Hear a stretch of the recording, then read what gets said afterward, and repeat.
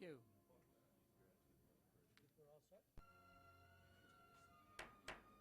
I could call to order the regular meeting of the Fairfield Board of Education on Tuesday, October 22nd, 2013.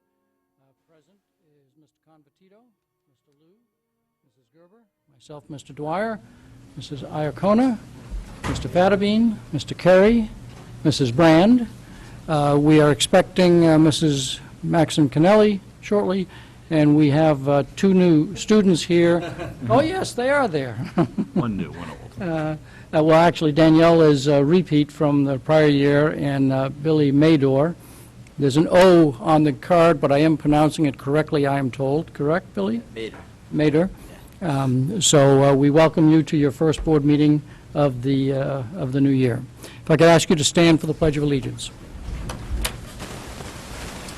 I pledge allegiance to the flag of the United States of America and to the republic for which it stands, one nation, under God, indivisible.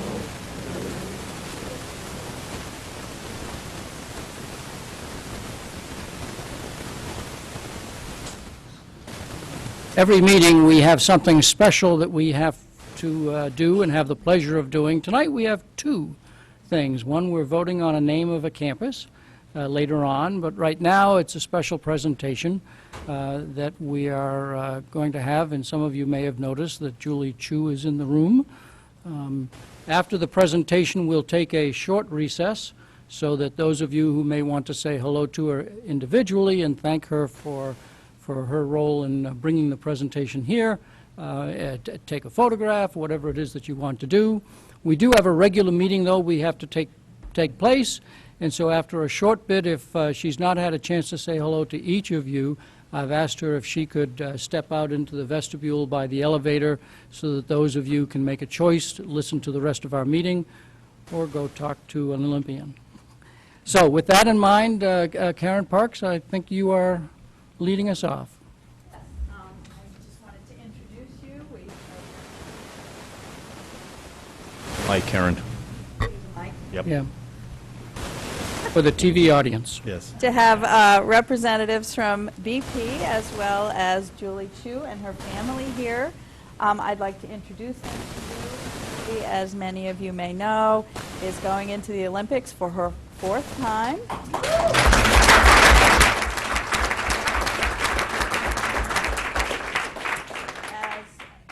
Women's ice hockey player, so not an easy sport.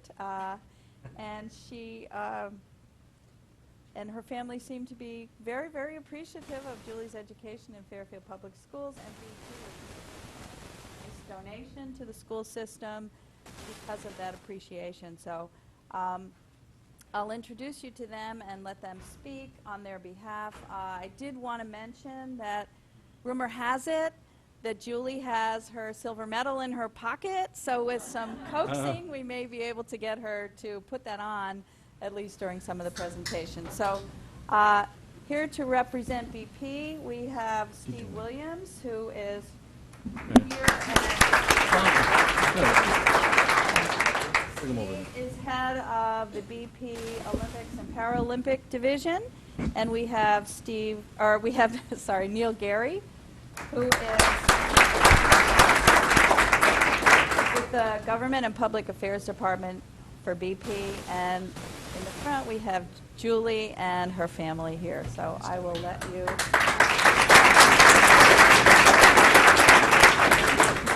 So feel free to use the microphone at the podium. Right. That way you will become a famous star on Channel 78. Right. For the purposes of the mic, I bet I didn't need this mic, but I'm thrilled to be up here tonight to honor Julie and the really great Chu family. We had a really nice dinner at Cinzano's before coming on over here, and so let's give the local cooking a hand, first of all. So, I am Neil Gary. I'm General Manager of Government and Public Affairs for BP on the East Coast, and we're just thrilled to be here tonight, to be behind the Olympic movement, behind the U.S. Olympic team, and to be a sponsor of Julie and be with her family. And as I was thinking about this coming in today, I started thinking of our BP values. And Julie, you hadn't heard me rehearse this, and the first one at the top of the list, and if you look at Julie and her family through this lens, the first one is excellence. And just, most of us spend our lives just seeking excellence or trying to get at the idea of what is excellence, but Julie has achieved that. The second one is one team. How difficult is it across a school board, across a physical education department with 34 instructors to be able to get everybody to work together, rowing in the same direction. Another one is, a real big one for us, is safety, okay? We had some fun at dinner tonight talking about the equipment that they wear and taking care of yourself on the ice. And so, as we head into the winter time here in the Northeast, whatever we do is safety. And then, a real big one, as I think of Karen, women's hockey, is courage. I mean, just think of it. Strapping on those skates and getting out there and playing that game and practicing for 2 hours a day. And then there's, in our values, I always keep a little list just in case I forget the fifth one. But it's really important. Aretha had it right. R-E-S-P-E-C-T. Respect. And through the Olympic movement, you're trying to beat that other guy, but you respect that opponent throughout that entire thing. And then Steve and I were talking, coming on over here tonight, and that is an unstated BP value, very, very important to us, is giving back to the community in which we live and work and play. And so we're thrilled tonight to be behind Julie, the Olympic team, the ladies hockey team, and the U.S. Olympic movement. So let's give it up for Julie and the team.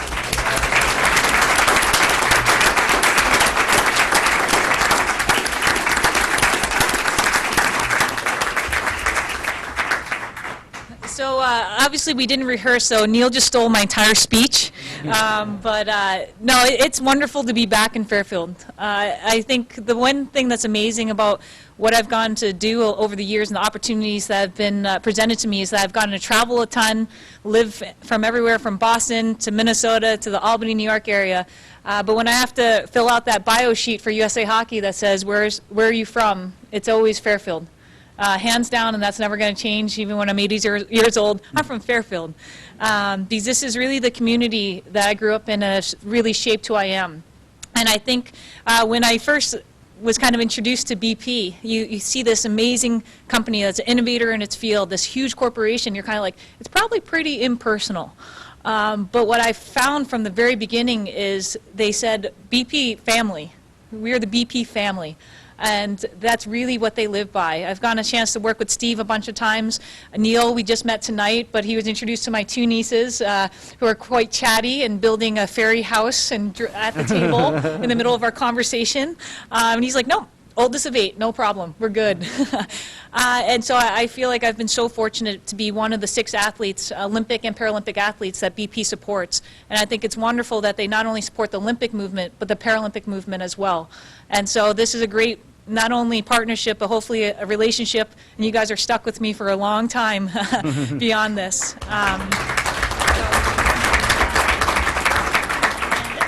And I think the values, which I learned after our partnership and our relationship started, those are really consistent with what I learned in the school systems. The respect, the courage to have a voice, even if you might seem a little bit silly in middle school, which is a scary time, and I'm glad I'm no longer in middle school, to voice some opinions, but to have teachers that encourage that have a safe environment with the students to be able to say an opinion that might be either supported or not. And that's a time where we learn a lot, and I've been so molded by the teachers I've had growing up, going to North Sheffield School and then Fairfield Woods.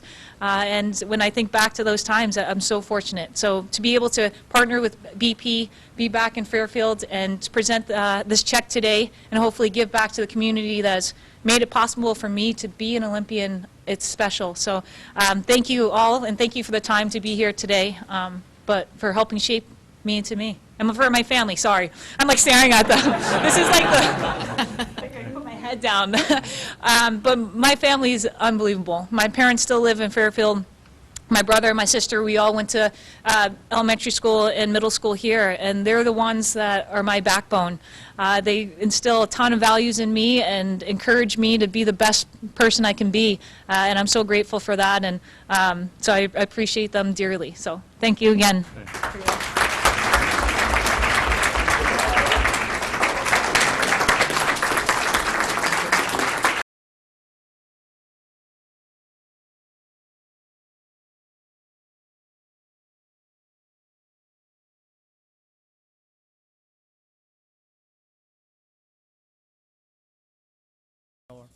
Ms. Chu's intention that the $10,000 grant be dedicated to our physical education department, so staff will be taking a look at it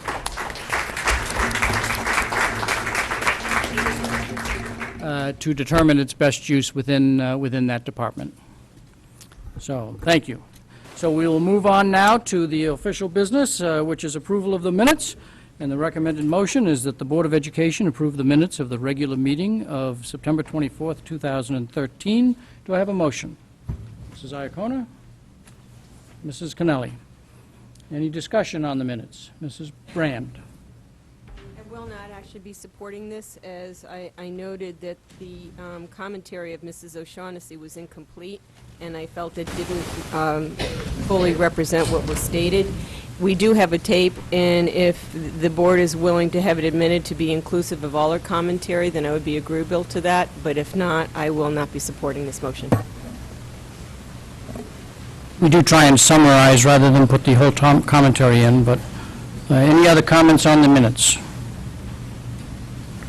There are hearing none. Are we ready to act? All in favor of the minutes, raise your hand to say aye. I have Mr. Convertito, Mrs. Gerber, myself, Mrs. Iacona, Mr. Fattabine. In favor, all opposed?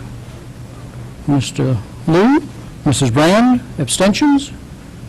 Mr. Carey, and Mrs. Connelly. So the motion passes, the minutes are approved. On to board and committee liaison reports. In an effort to conserve space on an agenda, we did not list your specific names, but we welcome one of you back and one of you to join us. And in our world, seniority does have its privileges, so we'll ask Danielle from Ward, as if you can't tell she's from Ward, Go Ward. to speak first. Hi, it's a pleasure to be back. How are you guys? Good. Good, okay. Sorry. So, because we haven't been in school that long, it's been like 2 months, there hasn't been a lot going on. As for academics, our first quarter is ending soon. So, we have SATs going on. The one was 2 weekends ago, and then we have one coming up November 2nd. A lot of seniors are getting those in, because there's a lot of senior things going on, a lot of applicants going this Friday, not this Friday, November 1st, so everyone's getting those in. For sports, we have girls cross country won their East Division and ended up their season 16 and 2. They won against Ludlow. They were 4th at FCX, so they had a good season. For music, we have, Casey Longley usually comes with the United. They're having a concert tonight, Ward's first concert, so that's hopefully a success. And for our extracurriculars, we have our homecoming dance coming up. Our club 2014 is running that, and they have things going good. Our school store is opening this Monday, it's coming Monday, getting bagels and all that. All the clubs are starting to go well, and that's pretty much it. Okay, thank you very much. Any questions of our ward representative? No? So Billy Mader.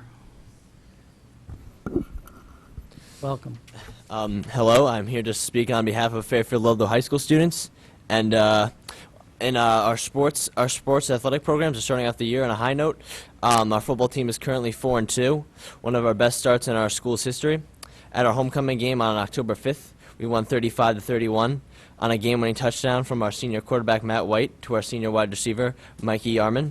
If you didn't read about it in the papers, it was a play in which the pass tipped off Mikey Arman's hands, hit another one of our wide receiver Patrick O'Leary's helmet, and then bounced into Mikey Arman's chest, where he ran 40 yards for the game-winning score. Our girls volleyball team is also off to one of its best starts in school history, posting a record of 15-1, and is currently tied for first in the FCAC with two other teams. Our boys soccer team is also having a great season as well, and currently in 4th place in the FCAC with a record of 10-3-1, and only 2 points for being tied for 2nd place overall in the FCAC. All of our seniors and many of our teams are enjoying great seasons and are striving to get into the FCAC playoffs in November. I hope that by the next meeting that I will be able to tell everyone about the few FCAC championships won by our athletic program teams. We have several upcoming events at our school, including Halloween, Dress Up next Thursday, and in November we have our School Spirit Week on the 13th, 14th, and 15th. Also, on November 14th we have our Freshman Forum in our school auditorium. Parents and students will be provided with critical information by the presenters on how to have healthy conversation with their kids when they are faced with peer pressure and negative influence. On Wednesday the 13th, we have the Character/Celebrity Day. On the 14th, we have Decades Day. And on the 15th, we have Career Day for Spirit Week. Personally, I was going to dress up on Decades Day as Richard Nixon, giving the double V sign throughout the hallways, but I did not want to cause the same uproar in our school that we saw in the schools in the 1960s, as you might remember. Our school has shown the great participation every year during Spirit Week, and I know that this year will be more of the same, as our senior class has shown great enthusiasm with big crowds at our football games, as well as showing support on the road this past week at the volleyball game at Ward High School. Many of our seniors, too, are in the process of applying to colleges, with early action and early decision deadlines approaching on November 1st. Many of my friends and I are stressed over deadlines, but I'm sure we will be very happy and satisfied that we worked hard now, and when we get our letters back from colleges in mid-December. Thank you for your time, and I hope I will be back next month with another update. Thank you. Any questions for our Ludlow representative?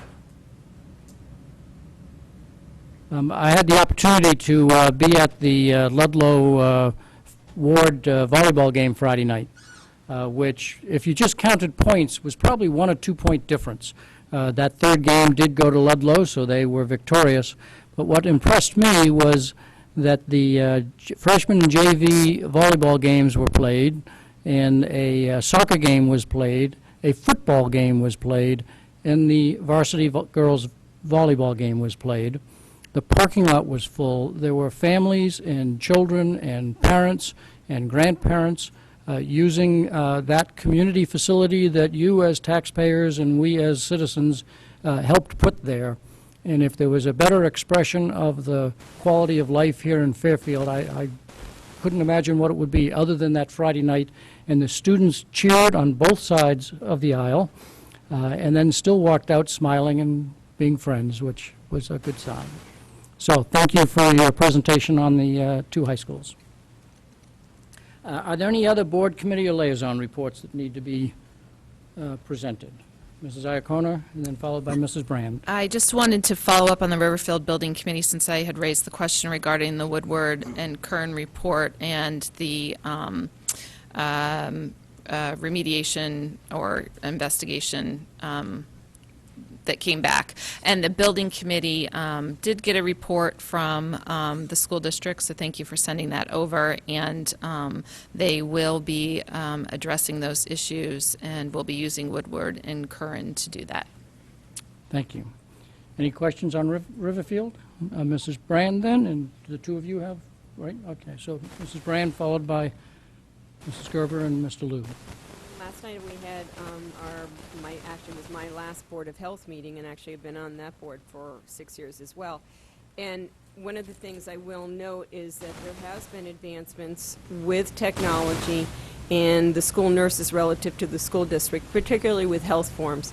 They've actually now started to coordinate with the filing and coordinating with the athletic department, so we're not doing so many health forms every single season. And we'll be able to, it's just going to save a tremendous amount of paperwork and a tremendous amount of time. It's much more efficient.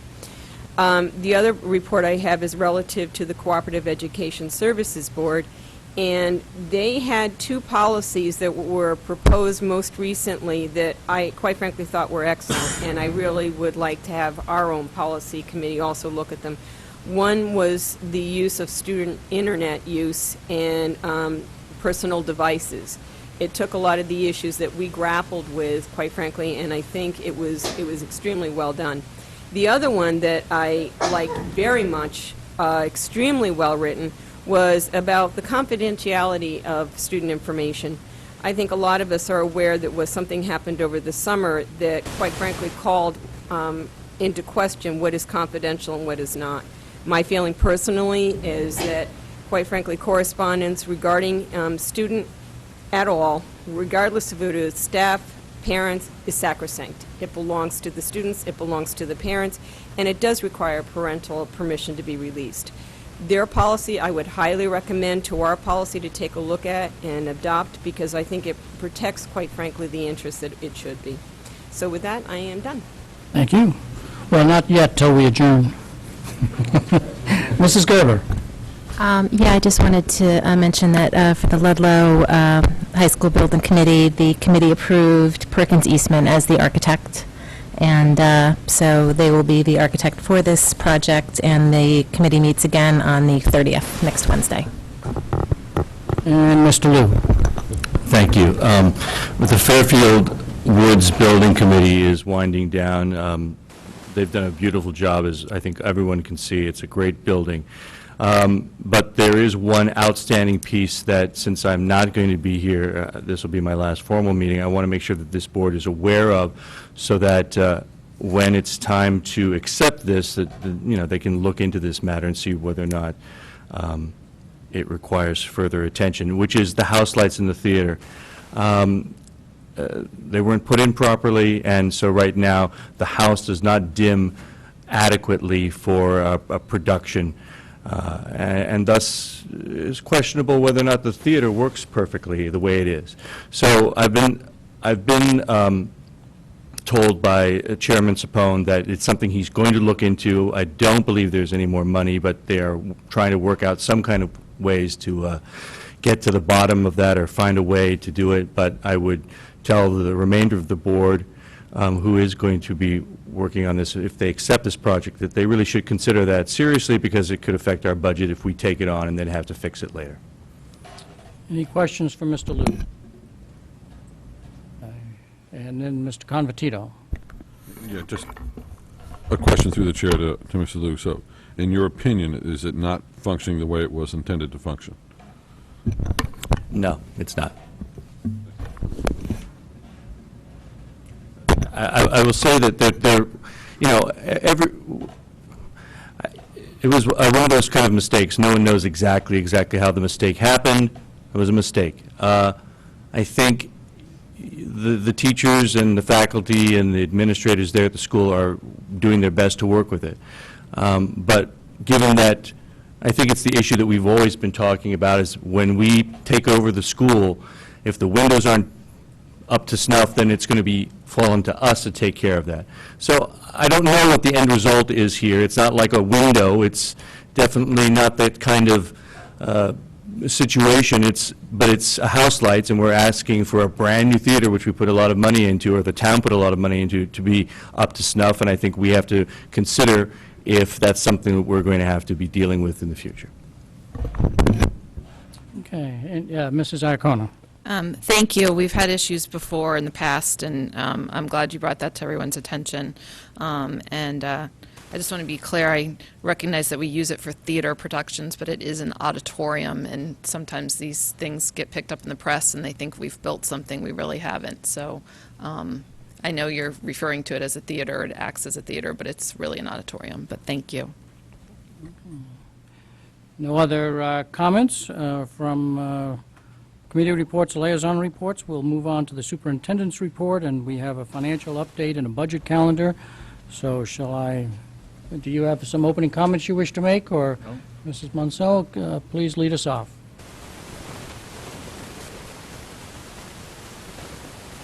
Okay, first quarter again, here we go.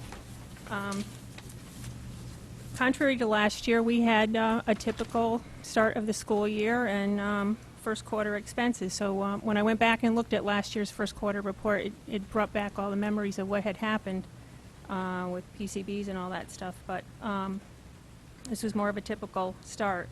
We've expended and or encumbered about 86% of our budget, so we have an unencumbered balance of about $20.3 million.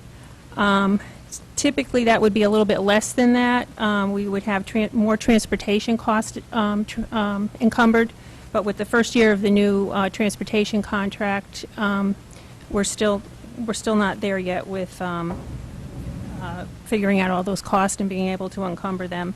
So there's several $1 million there that would normally be encumbered. Personnel budget's about $100 million. 66% of our budget we encumber all of our salaries that we can, except for seasonal and hourly pay. We had budgeted 1,435 and change in FTEs. We had a very small, minute 0.15 increase in certified FTEs and 1.4 increase in non-certified with the special ed trainer and para. Benefits are 15% of our budget, mostly health insurance. The contribution's been made to the health insurance fund. Pupil personnel, volatile, excess cost, you'll see the negatives in there. Excess cost will offset a portion of that. At this time, we don't know to what extent until we see what happens with our excess cost grant. School and expenses and support expenses, our standard 1 month into the school year, about 40 to 50% of it expended. I do want to note on the numbers, with budget transfers, you'll see that 8,000 came out of school expenses and 7,700 went into support.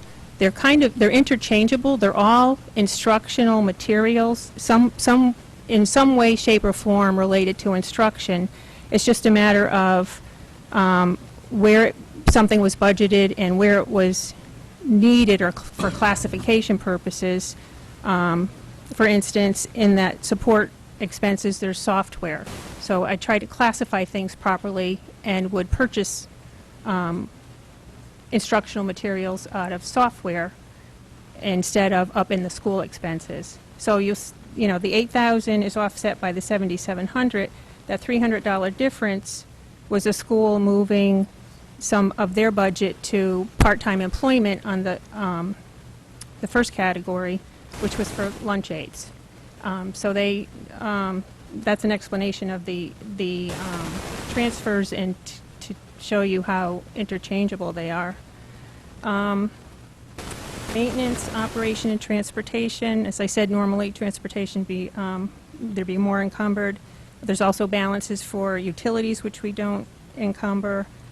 General maintenance and repairs are encumbered or expended as needed. And we've exhausted approximately half of our maintenance project budget. Capital, we've expended 70%, which is normal for startup for the school year. Health insurance, I can't tell you much about this year because with the transition, we don't have September claims yet. We only have July, August, and with the transition to Cigna, we can't really differentiate what they're not meaningful numbers to us. They're so just conglomerated. I can tell you as of June 30th that we were about $33,000 more in our June 30th balance than we had anticipated. So, I mean, with a $2.5 million balance, that's not too bad. Just as an update or a reminder that Aon will be here in December, the December 10th meeting, to give us an update on claims. So they'll have more information then, and that will be through the October claims. That, I think, is in a nutshell an overview of the financial report, unless you have questions. Questions on the financial report from board members. John, I know you had a question about the transfers. Did you get your answer, or do you want to delve deeper into it? Well, go ahead. Okay. Mrs. Brand, do you have a question? Actually, I have several. Thank you. One is a comment and I'm going to try and go through as it appears in personnel services. We have 17 line items.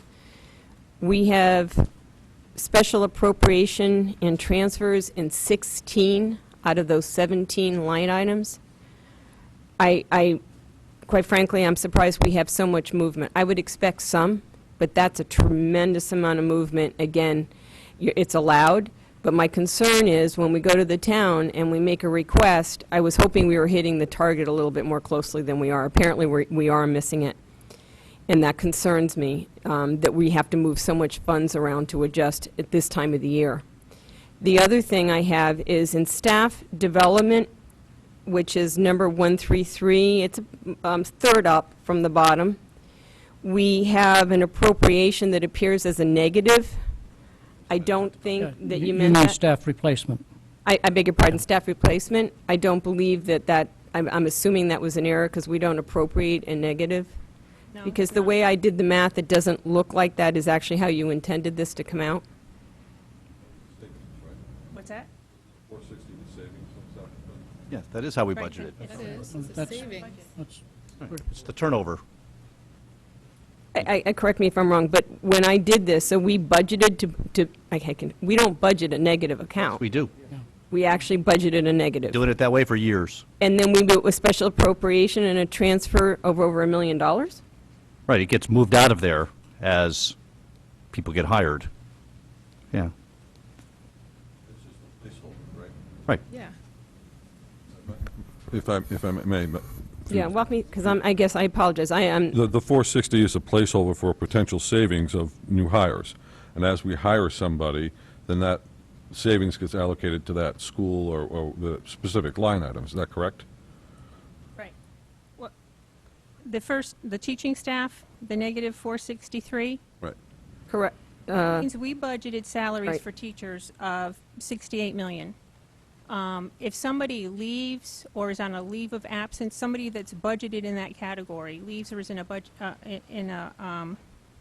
leave of absence, we take that money and put it down into staff replacement as a placeholder until, say, their replacement is hired, and that money. So we if you look at the right-hand side, we balance them down to, we actually follow the money with the person. Right, I understand what you're saying. Okay. I understand. I guess my question is, why would we bother to put staff replacement in a negative when we have a transfer later on of, over $1 million? That's, I think, quite honestly, my question. The other one I have, if we go down to fixed charges, was relative to 201 health insurance. And my question is this: are we covering in that health insurance the employees also in the food service department? No. So the food service this year fully paid out of the food service budget for their health insurance? Yes. They're still, they haven't paid us for a portion of it for last year, but yes. Okay, then my question is, if they haven't paid you for a portion of it from last year, then who did pay for it? Where did the money come from? Nobody's paid for it. It's a payment that they owe. It's a payable on their part. Okay, I guess, who do they pay? It would go into the medical retention fund. Okay, so no change in their benefits then? So No. we're, okay. All right, so we have, Claims, remember, the claims are not paid out of here. right. Okay. Right, no, I understand, I understand. Because as I mentioned before, there was mention at another meeting about a transfer of funds because there was a shortfall of our health and, of our food service, and that it was regarding health insurance. And quite frankly, if there wasn't a transfer, I was wondering where, in fact, and how it got paid. Further, what I was concerned about was, quite frankly, the status of our food service budget. Since we are going to RFP, the reason we were going is because our financial status was, quite frankly, we were running out of money. And I was wondering how we were managing to operate. We don't have the food service budget in front of us. I would have felt, quite frankly, a lot more confident if I had had that before me. And it does leave me with, quite frankly, more questions than answers. And I have to question the management if we're not sitting here with a food service budget in front of us, given the fact that we have really had some serious problems. The other issue I wanted to ask, relative to the health insurance, do we have any sense of the claim trend? Because last year, we got at the end of the year, surprise, it's really bad. I don't really want to wait. We have a quarterly report. I know we're going to get one, and that's with a forecast, and that's also with the claims in December, but how we're going to plan for the budget upcoming. What I'm wondering is, do we have any sense of what our claims look like? It has nothing to do with Cigna or where we were. That's it. There was nothing out of the ordinary. They looked to be in line with what they had been and what All they right. were projected to be. You know, the last thing I have is Dr. Title mentioned at the Board of Finance that when we had our transfer from being on Anthem Blue Cross to going into Cigna, that we had fees or closeout fees. And through the chair to Dr. Title or Ms. Munsell, I don't, you know, I see Dr. Title pulling the mic, so you're closer, or were you, did you? Waiting for the question. Oh, well, I'm just wondering, how much was it? And that closeout fee, and again, where did that money come from to pay it? Remember the amount, Doreen? I don't remember the amount.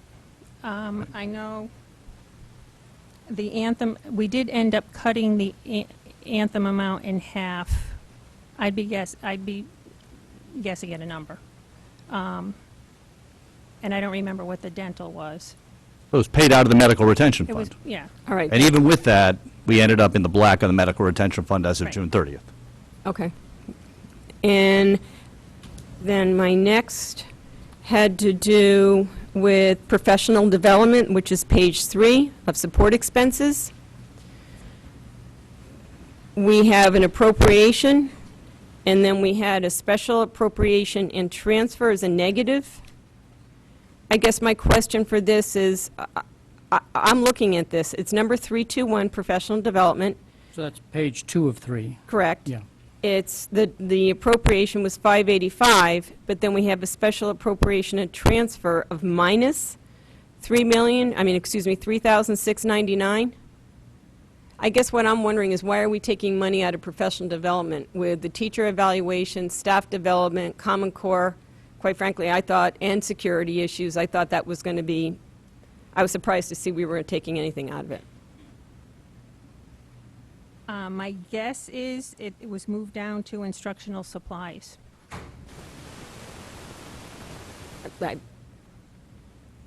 I'm not guessing, I'm asking you, is that where it went?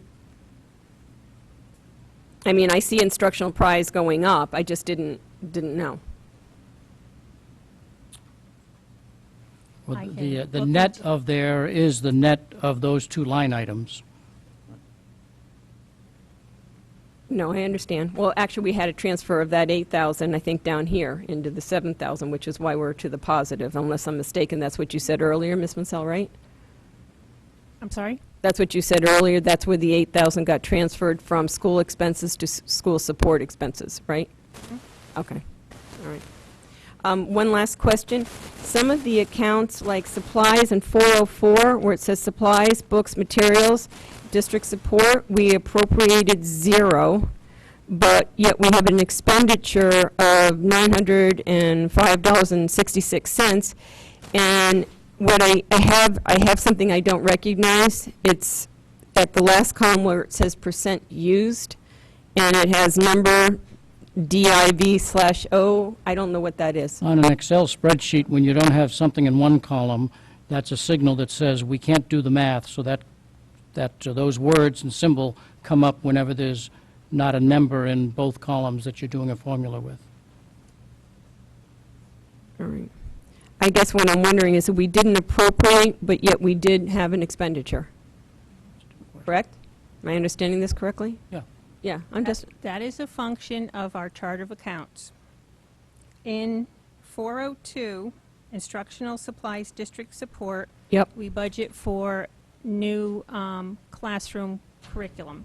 Yep. And it's a district account. If there's an additional section in a school where we don't have the materials for it, and the school didn't necessarily, or couldn't have necessarily budgeted for it, we support them with that budget.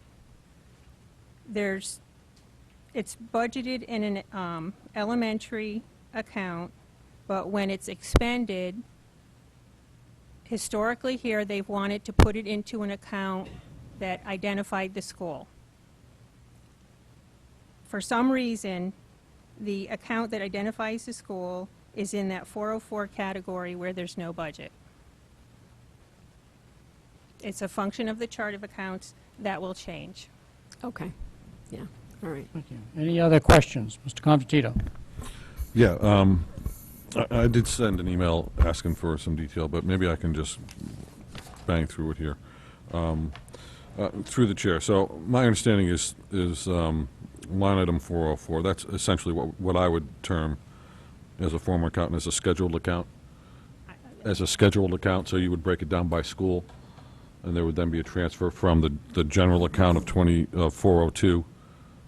My Right. assumption is there is to be a ledger adjustment for that 905 from the general account for school supplies, and then break it in. Right, it's- 404 breaks it down by school. Right, So it's what I would call a scheduled account.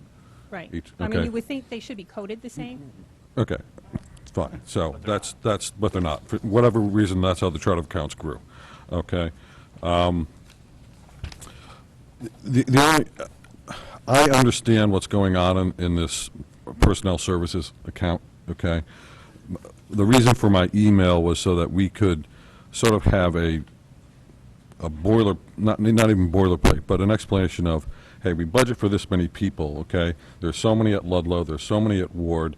There is some shifting that goes around between scheduled accounts, and that's what causes these initial transfers, okay? So that people understand that, okay? And again, like with the staff replacement of a negative 460, now that we have brought the people online, this is what they cost, okay? And the savings are then spread out between whatever school they are. So that was my reason for that request, and I think that would make this a lot less cumbersome, okay, for us as a board to have to explain to the public if we had that systematic breakdown of what that is. And that was why I requested that. So, I look forward to that. I don't think it's a very big detailed report, but, when you have a $90,000 increase in custodial staff, it's because you've had some senior custodians retire, okay? And so it's a simple explanation, but it doesn't look that simple when you look at it on the spreadsheet. And it may be a function of the accounting general ledger system we have, which as soon as you get clear about it, it's going to change.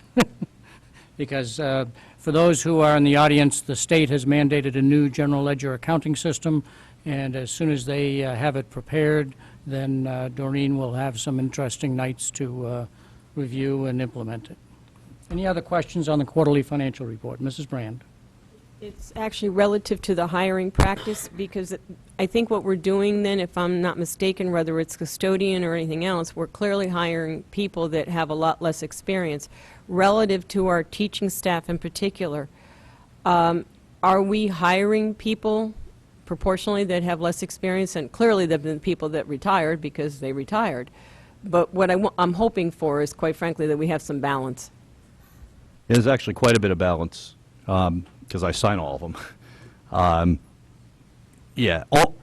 will say that all the time, when somebody retires, they're generally at the top step, and even if you bring somebody in with 7 or 8 years of experience, they're going to be making less money than that person that retired. So there's almost always some savings with that. Sometimes people are brought in on step 1 master's degree. Sometimes people are brought in at higher. We look to hire the best possible person. The pool determines that, and there is a balance in there. But there's certain positions that the quality of the candidate is such that you need to bring somebody in with 8 or 9 years experience to teach. particular area, and there's other times when you've got really good people that you can bring in on step one. So that's an individual decision. But the net effect of it is that when people exit, you do save money. Any other final questions? Mr. Carey?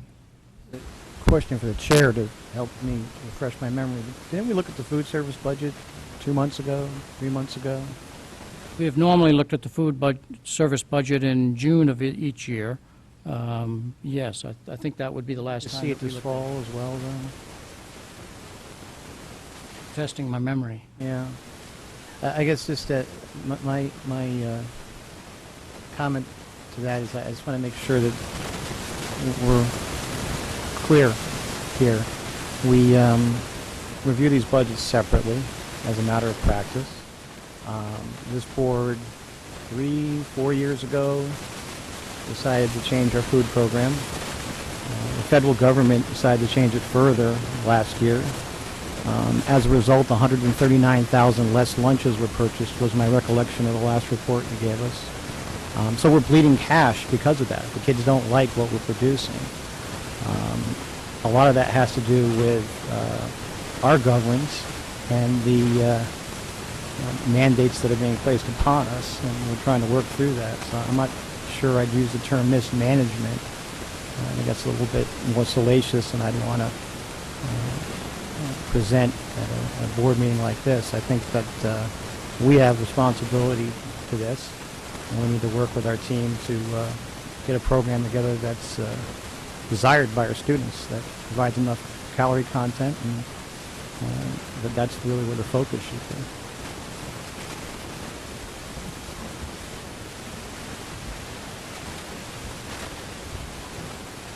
Yep. Thank you for bringing that to our attention.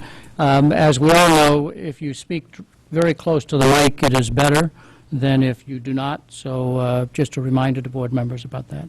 Mrs. Brand. Just point of clarification, I did ask for the food service budget to be here this evening, and it is not. And again, quite frankly, my view on when it comes to monetary is trust but verify. Thank you. Thank you. If there are no further questions, you have a second presentation for us on the budget calendar? I'll tee this one up while she's looking for it. So this is a response to the board's discussion in the spring and maybe over the summer about wanting to see sort of the full budget calendar from start to finish. And we'd already produced it, but by the time you saw the budget calendar, half of it had already occurred.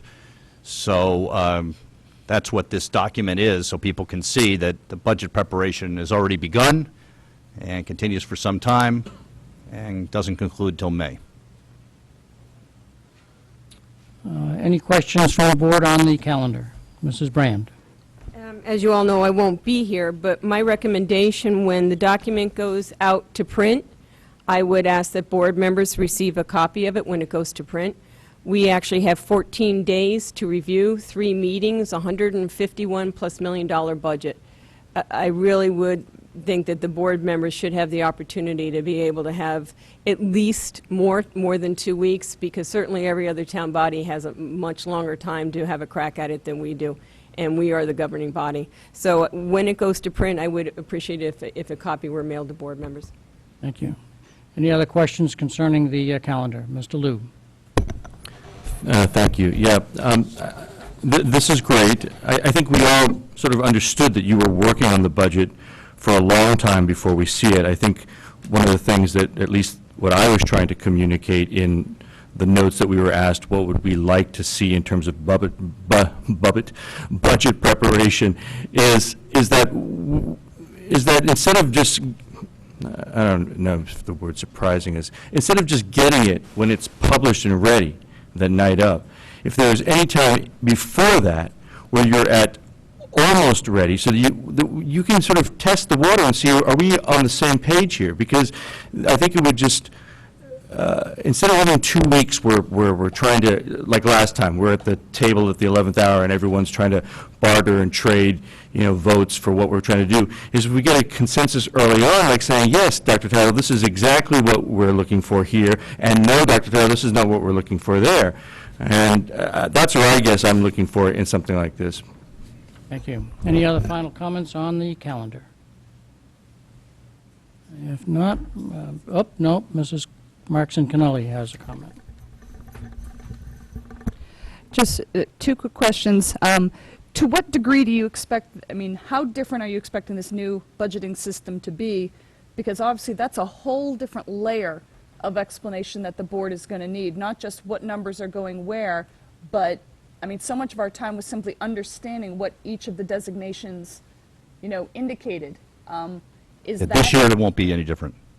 Okay, so it won't be effective till next year? Correct. Okay. And then just, I don't know that it can, because I know this is very much a moving project, that even though you might be starting with curriculum budgets in early November, you've got right through high school budget review in early December. I just wrote down, any kind of heads up early. It'd be great if you knew that there was something, and I'm leaving this very vague because I don't know what the heads of your department or of the schools will be thinking in terms of, but obviously it'd be wonderful to know if there was anything out there that the district was looking at as an initiative, or anything that was going to be having budget impact that we could have some kind of knowledge of ahead of time. And I recognize that might not always be, because anything you talk about early in November, you might not be able to have once it comes to the reality of December, and I recognize that. Right. But if it were possible. I think we've in past, when we had a known initiative up front that we knew was going to be going into the budget, we would do a presentation on that in the fall, and then, you'd see it in the budget.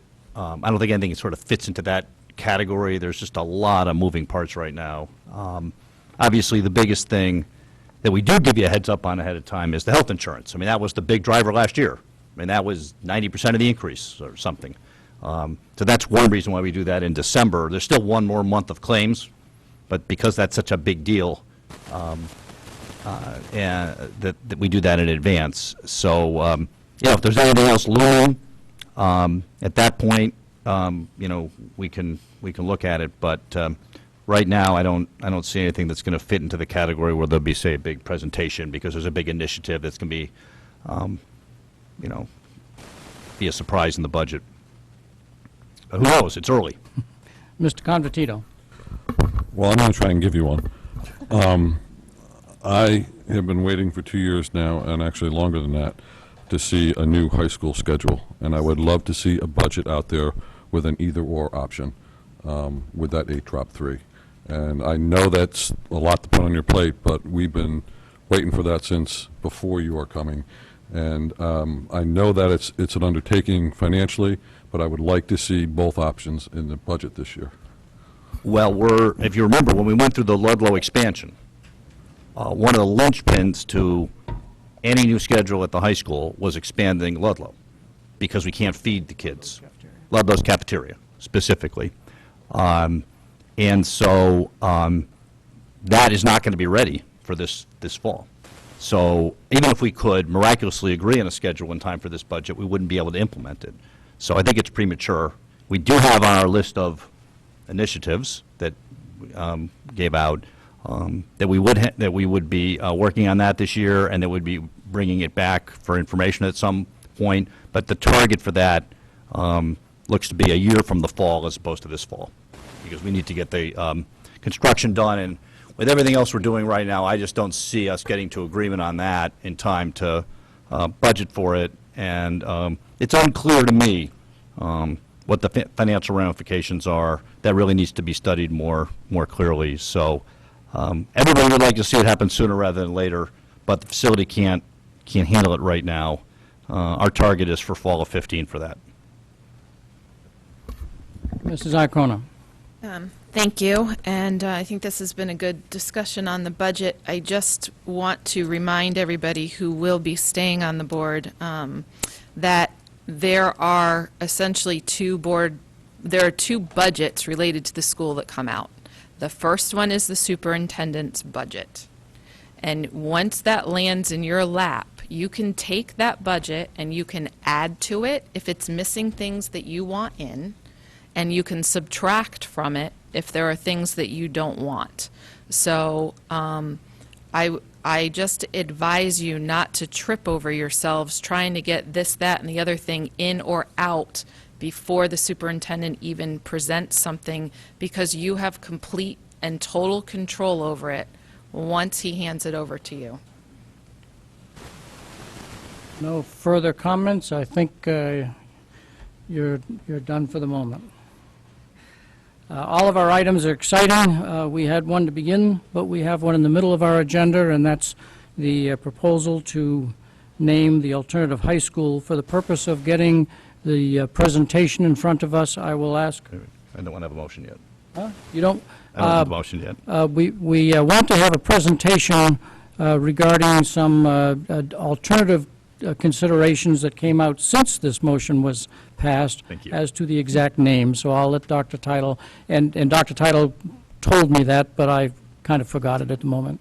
So Right. please. Well, I've asked Gail Donowitz to come up, who functions as one of our special ed administrators, functions as the principal of the alternative high school, and just want to go through the discussion they had about the names and taking into consideration, but they had some thought that they would like the board to consider adding Mr. Fitzgerald's first name to the proposal. I believe, Gail, that's where we are with this, so that it would be Fairfield High School's Walter Fitzgerald campus. It would actually be Walter Fitzgerald High School. Just very clean and simple, Walter Fitzgerald High School. Just to kind of back up, we went through the process, with the students and the staff, and thought about what would be best for our school. And then in the sense of excellence, we kept on driving the question, and went a little farther into conversations with Pete Holskin, who you saw come up here, and actually brought this to our table. And so we went a little deeper and thought if we could have Walter's full name in the name of the school. And when we spoke with the students, Dr. Title, we actually did speak with the students about it, and they thought, well, if it's such a long name, we probably wouldn't even regard our name. You know, how much can you put into a name? So just to simplify it and actually have the depth, and we heard the word excellence earlier in the name in terms of meaning and resonance for us, so we looked at Walter Fitzgerald High School, and we would like you to consider that this evening.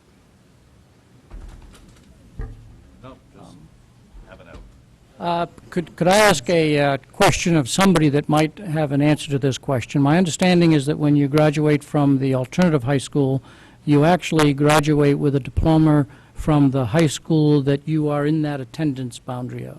Correct. Is that correct? Correct. And I don't know whether there's anybody here that can say, can we, quote, create a third high school in town by simply naming it, and will the graduation still come from the two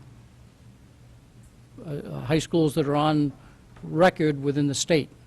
So is that a conundrum? It's a good question. Right. We don't want to create a third high school, right? So- That's not the idea here, okay? That's So not what's then- going on. It's a branch of the other high schools, is really what it boils down to. So if we could go with Fairfield High School, Walter Fitzgerald campus, I think we would be meeting our That objective. probably is clearer, and then people can shorten it to whatever they want to shorten it to. Okay. Yeah, because if it is at all considered by the state to be a third high school, then you've got a whole other set of problems we don't want to get into, above and beyond what other problems it might cause. So it's always been seen as a branch of the two high schools. Both high schools feed students into it. And if they would like to shorten it when they answer the phone to Walter Fitzgerald campus, then that's fine. But Okay. I think that And would how would that be be? better, but we just want to be clear. And I also believe that there was some thought, some board members mentioned this at the table last time, that having the word Fairfield in the high school name was a bone of contention before my time. So this would keep the name Fairfield in there, consistent with the other two high schools. So it would say. So I think it looks like the amended motion would be to approve Fairfield High School's Walter Fitzgerald campus as the name.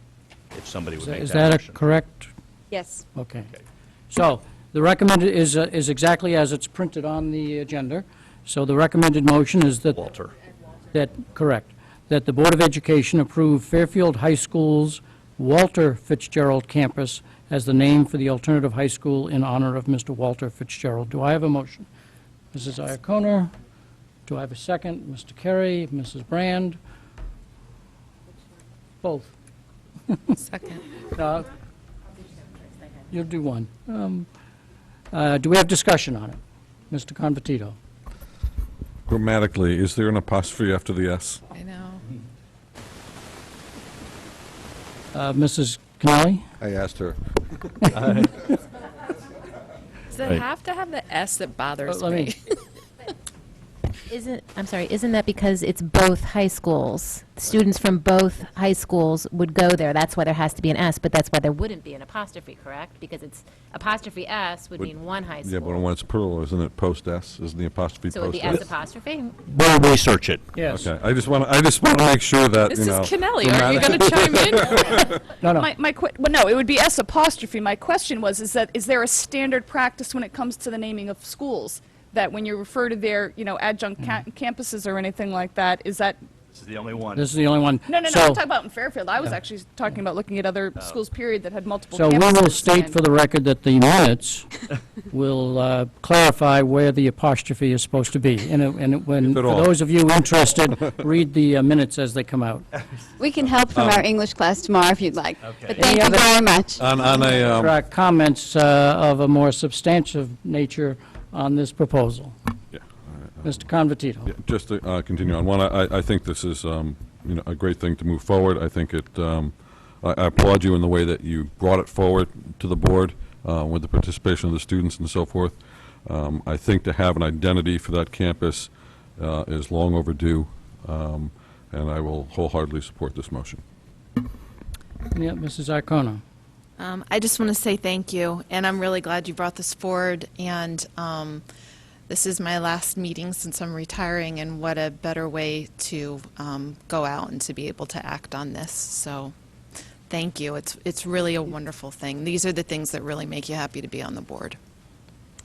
May I just bring Peter Holskin and Margaret Mary up? Please. Please do. Thank you.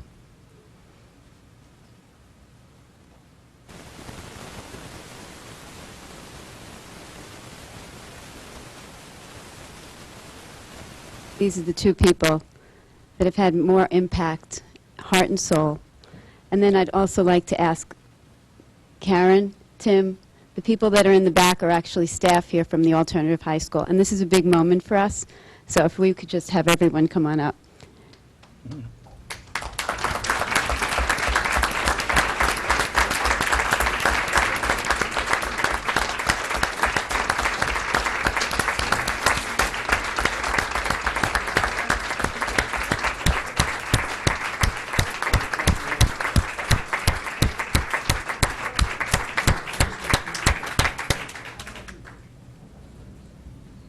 Thank you. While we couldn't invite everybody to speak, if a certain other person named Fitzgerald wanted to say anything, they would be welcome. Thank you. I and Walter's family just are so greatly humbled and honored that the students and staff of the Co-op PAL Alternative High School programs have come together in such a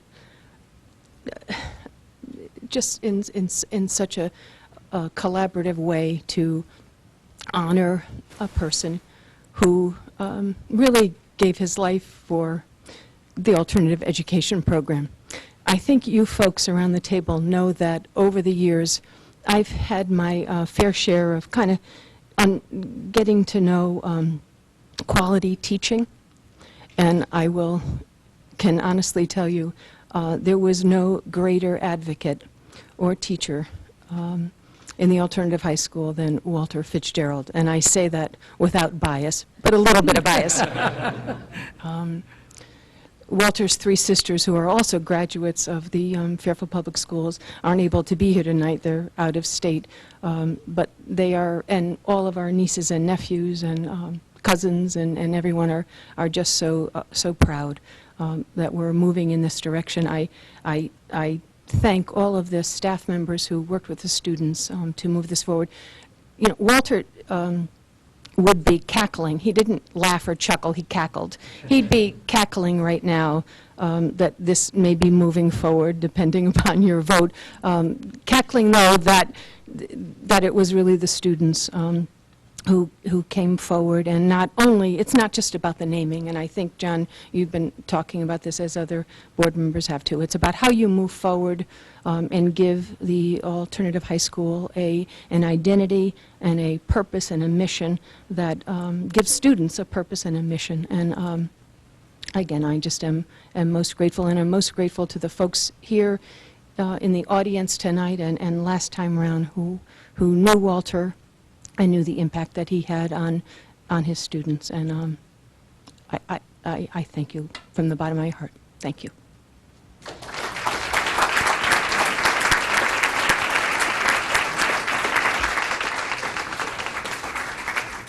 And now I'm totally out of order, but I will, at the liberty of being thrown out, I want to thank the board members who have given their time and effort over the last several years, and who this might be their last board meeting. I think you've done a great job and a great service to this community, and I couldn't not leave this podium without really just thanking each of you. Thank you.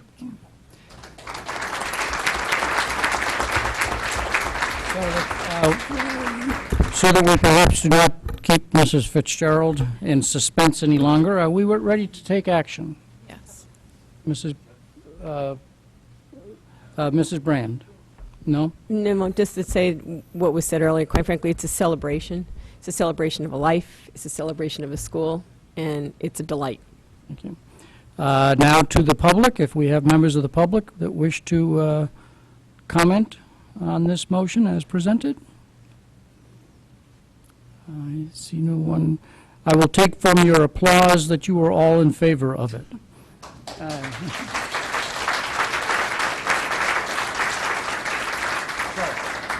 With one last question. No, just one quick comment. I just wanted to thank you for calling up the staff members. When you came to that last meeting, when I went out into the hallway and Peter was out there surrounded by an absolute mob, and I expressed to him, you know, I wish you had had everyone stand up. We'd had no idea that so many staff members came out in support of this whole notion. So I'm so glad that you, even though a few were reluctant in the back, I'm glad that you got them all to come up. Thank you. If we're all ready to vote, all in favor of the recommended motion, raise your hand. It is unanimous. Congratulations.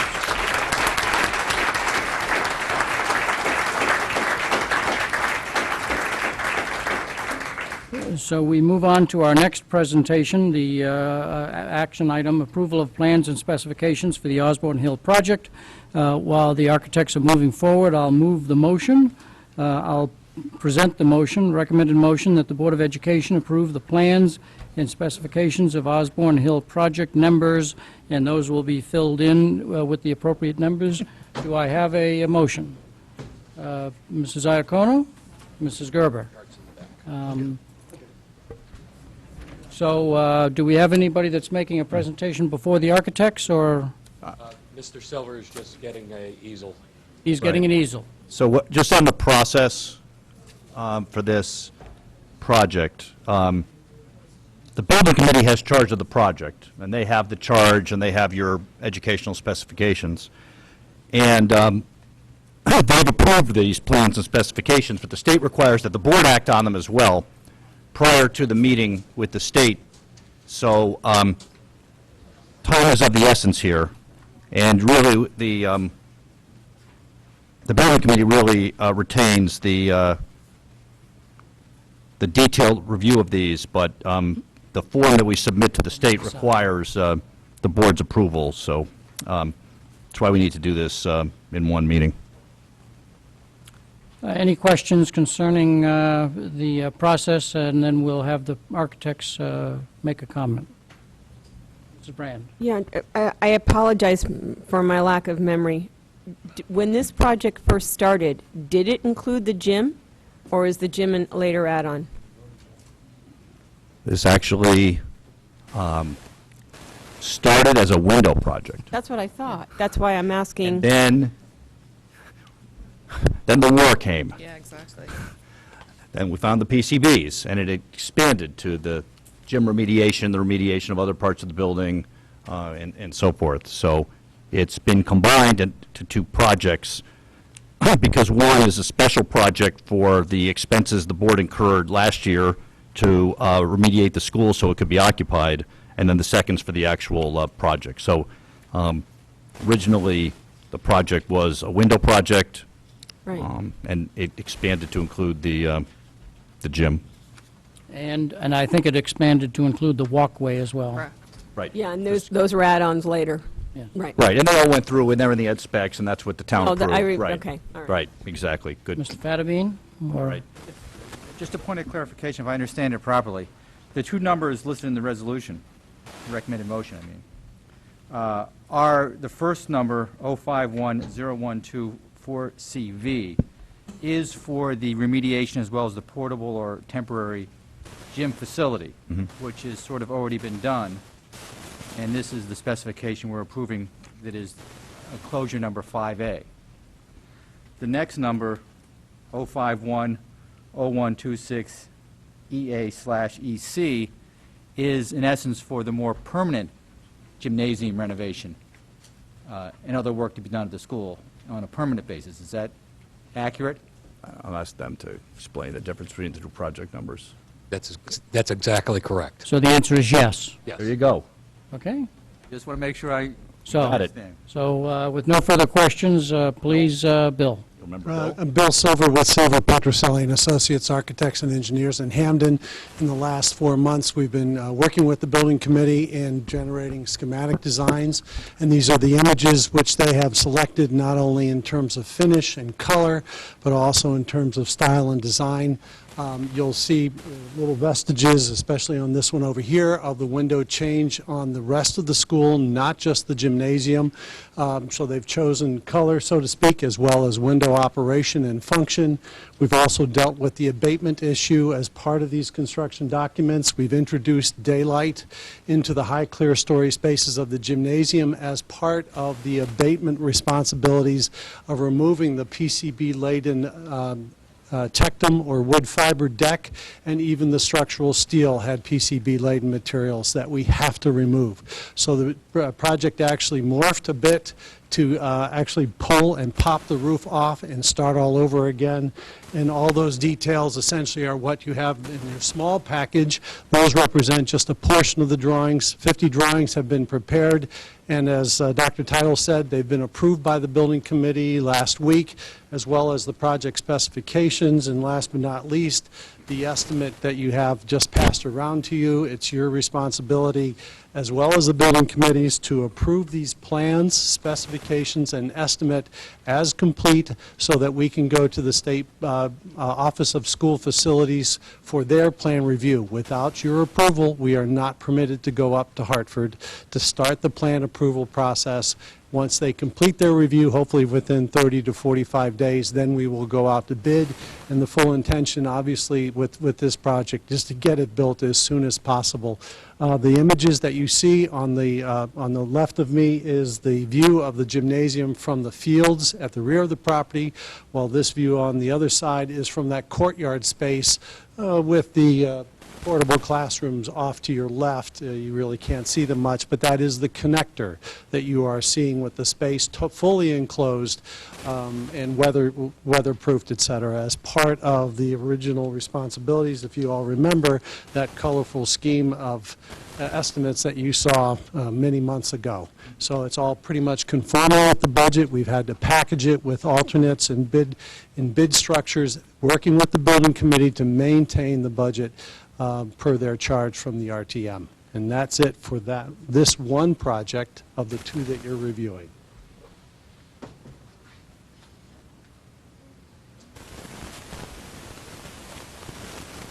Hi, Sal Morbido.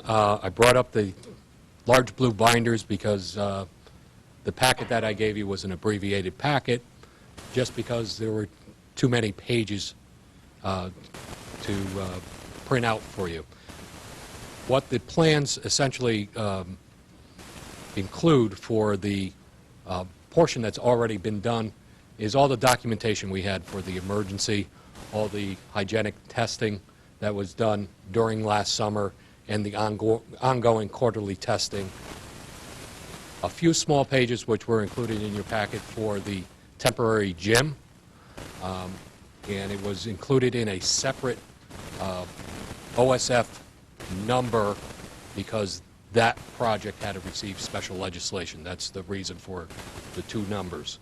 The special legislation portion is the 0510-124 project number, and the 126 number is the normal process for OSF. So with that, the motion is just to approve the plans and specifications for both of the jobs so that the EDO 40 form can be signed by the chairman. So the two numbers that Paul read off and that you just read off will be filling in these two number sections, yeah? Correct. So the board understands that. Any other presentation that you wish to make before the board asks questions? And you said pretty much conform. You mean it's within budget, and you mean it's going to be built on time? Yes. Okay, I thought do. you said that. Mr. Kerry, did you have a question? Sure, I'll go. Do we have, Mr. Chair, do we have a board member who's assigned to this committee? Mrs. Gerber, through the chair, Mrs. Gerber. Yeah, Jessica Yeah. is So assigned through to the that chair, to committee. Mrs. Gerber, is it your estimation that the committee's comfortable with this Yes. and it meets the spec? Yes, they did. They were comfortable with it. I wasn't able to go to the last week's meeting, but I did get a report afterwards, and I was at the meeting before where they were discussing the different roof options, and that was the one that the building committee ended up choosing, and it was unanimous.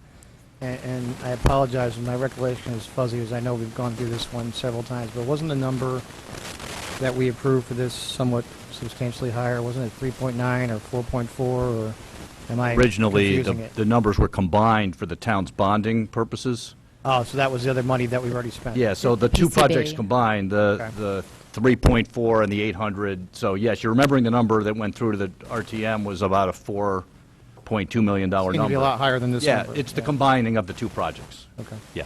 And do we still have some potential exposure, I guess is my question to whoever, when we take the cap off?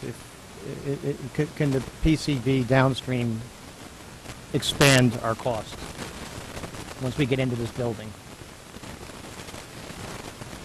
There's always... Who wants to take that hand grenade?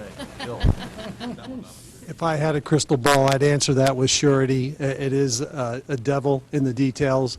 The assurance is 100% higher than it was a few months ago when we presented to you in the RTM because of much more testing done by the environmental consultant that works for Fairfield Public Schools.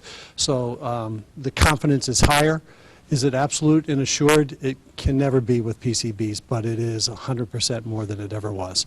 And by doing the roof rip-off plus the structure, there is no question that it is being fully abated as only being partially abated. So we feel comfortable that based on the best knowledge you have, and I understand that this is going to get to the source of the problem and we're going to be able to eliminate it. Yes. Yes, we do. Once we spent this $3 million. Yes. Okay. Other questions from board members? Mr. Liu, followed by Mr. Convertito. Thank you. Are there pictures of the walkway?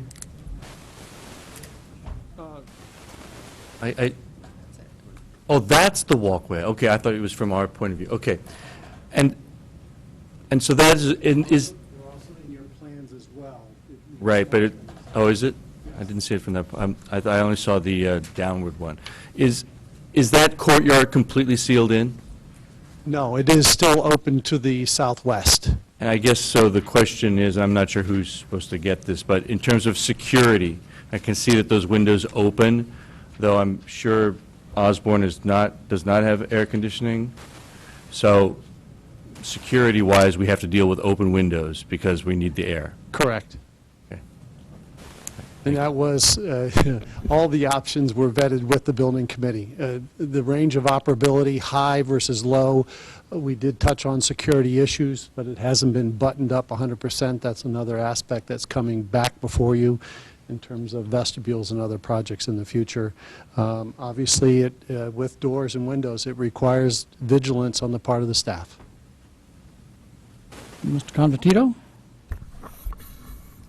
So we're going with an enclosed walkway to the pod, right? And that's the rendering to the left. Correct, fully enclosed. The rendering to the right, have we raised the elevation of that? No, we have not. We've actually, I'm sorry. On the gymnasium? Yes. The elevation has not been raised. We've actually removed masonry to a lower elevation because we did not want to extend our steel any higher and invoke other planning issues. There's no need to elevate the gym any higher. So what we did is we removed masonry to infuse those clear story windows. Okay. Future maintenance on the windows? Future maintenance. No more than... What's the rationale for ripping out the masonry and putting in windows, which would seem to have a lesser lifespan than the masonry that's already there? The windows will have a 20 to 30-year lifespan. The masonry, yes, may have 50 to 60-year lifespan. But at that point, the benefit is in the daylighting of the educational space. We are actually charged by the state legislature of introducing daylight as much as we can in our new designs. We could have left it a windowless shell the way it is, but the building committee did not choose that. Wouldn't it be less expensive to do it via skylight? Skylights you can certainly argue both ways on skylights.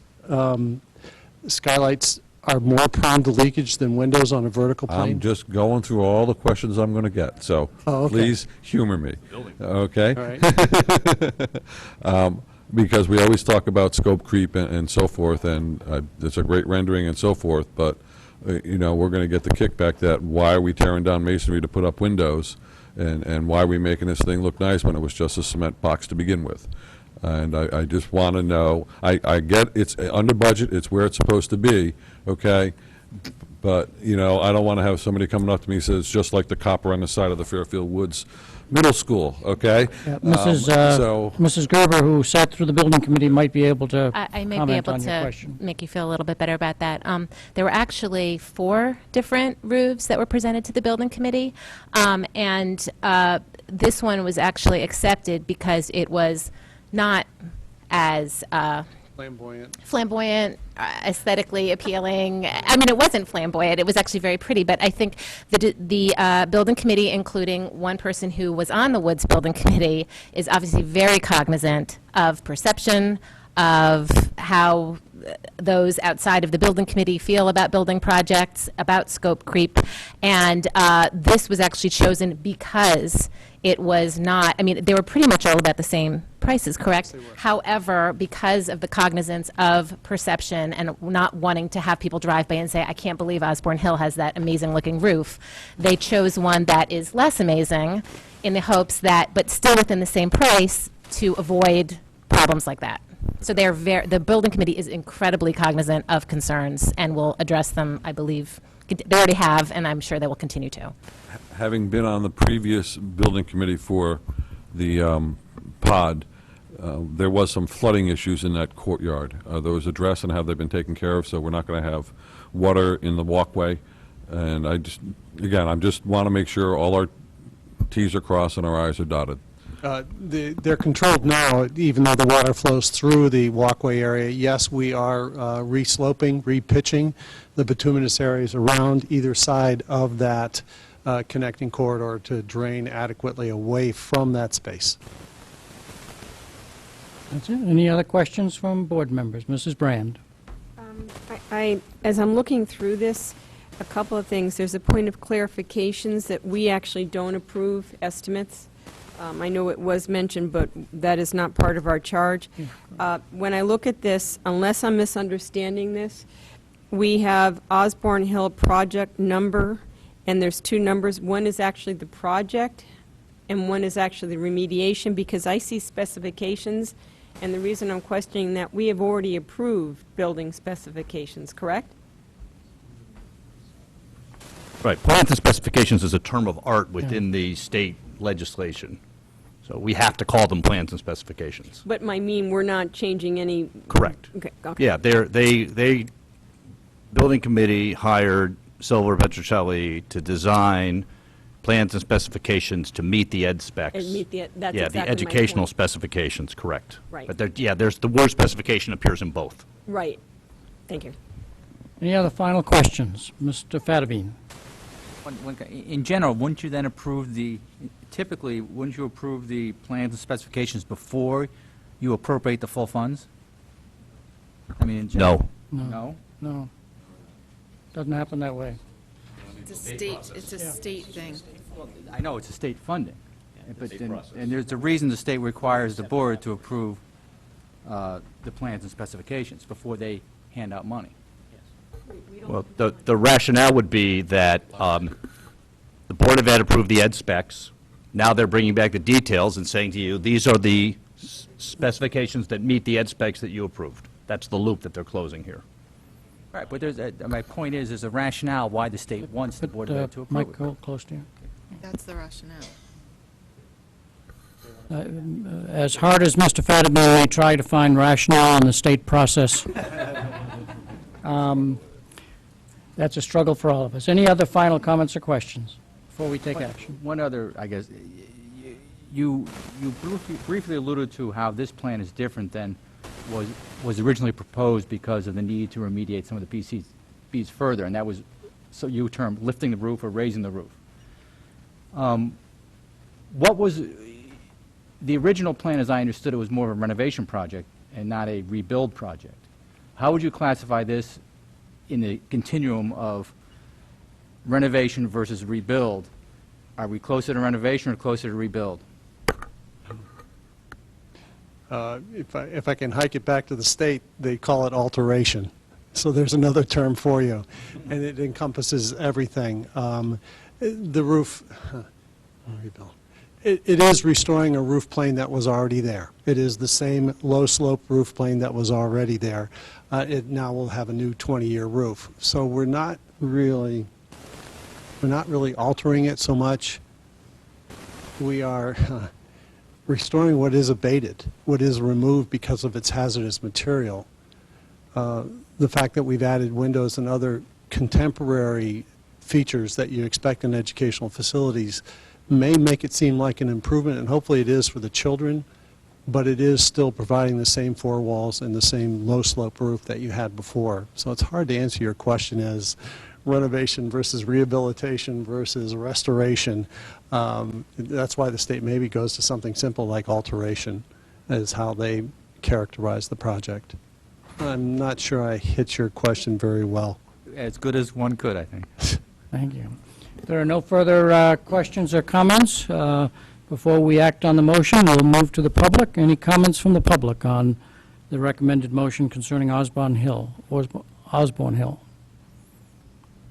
I see no one going forward, so the recommended motion is that the Board of Education approve the plans and specifications for the Osborne Hill project numbers 051-0124CV and 051-0126EA/EC.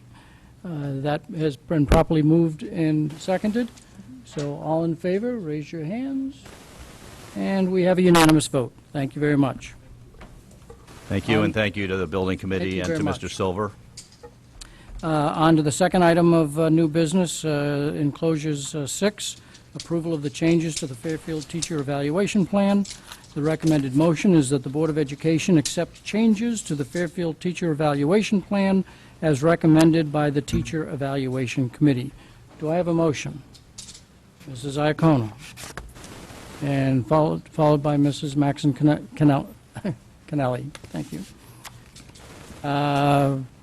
I guess Dr. Title is leading us off? Yeah, I'll start.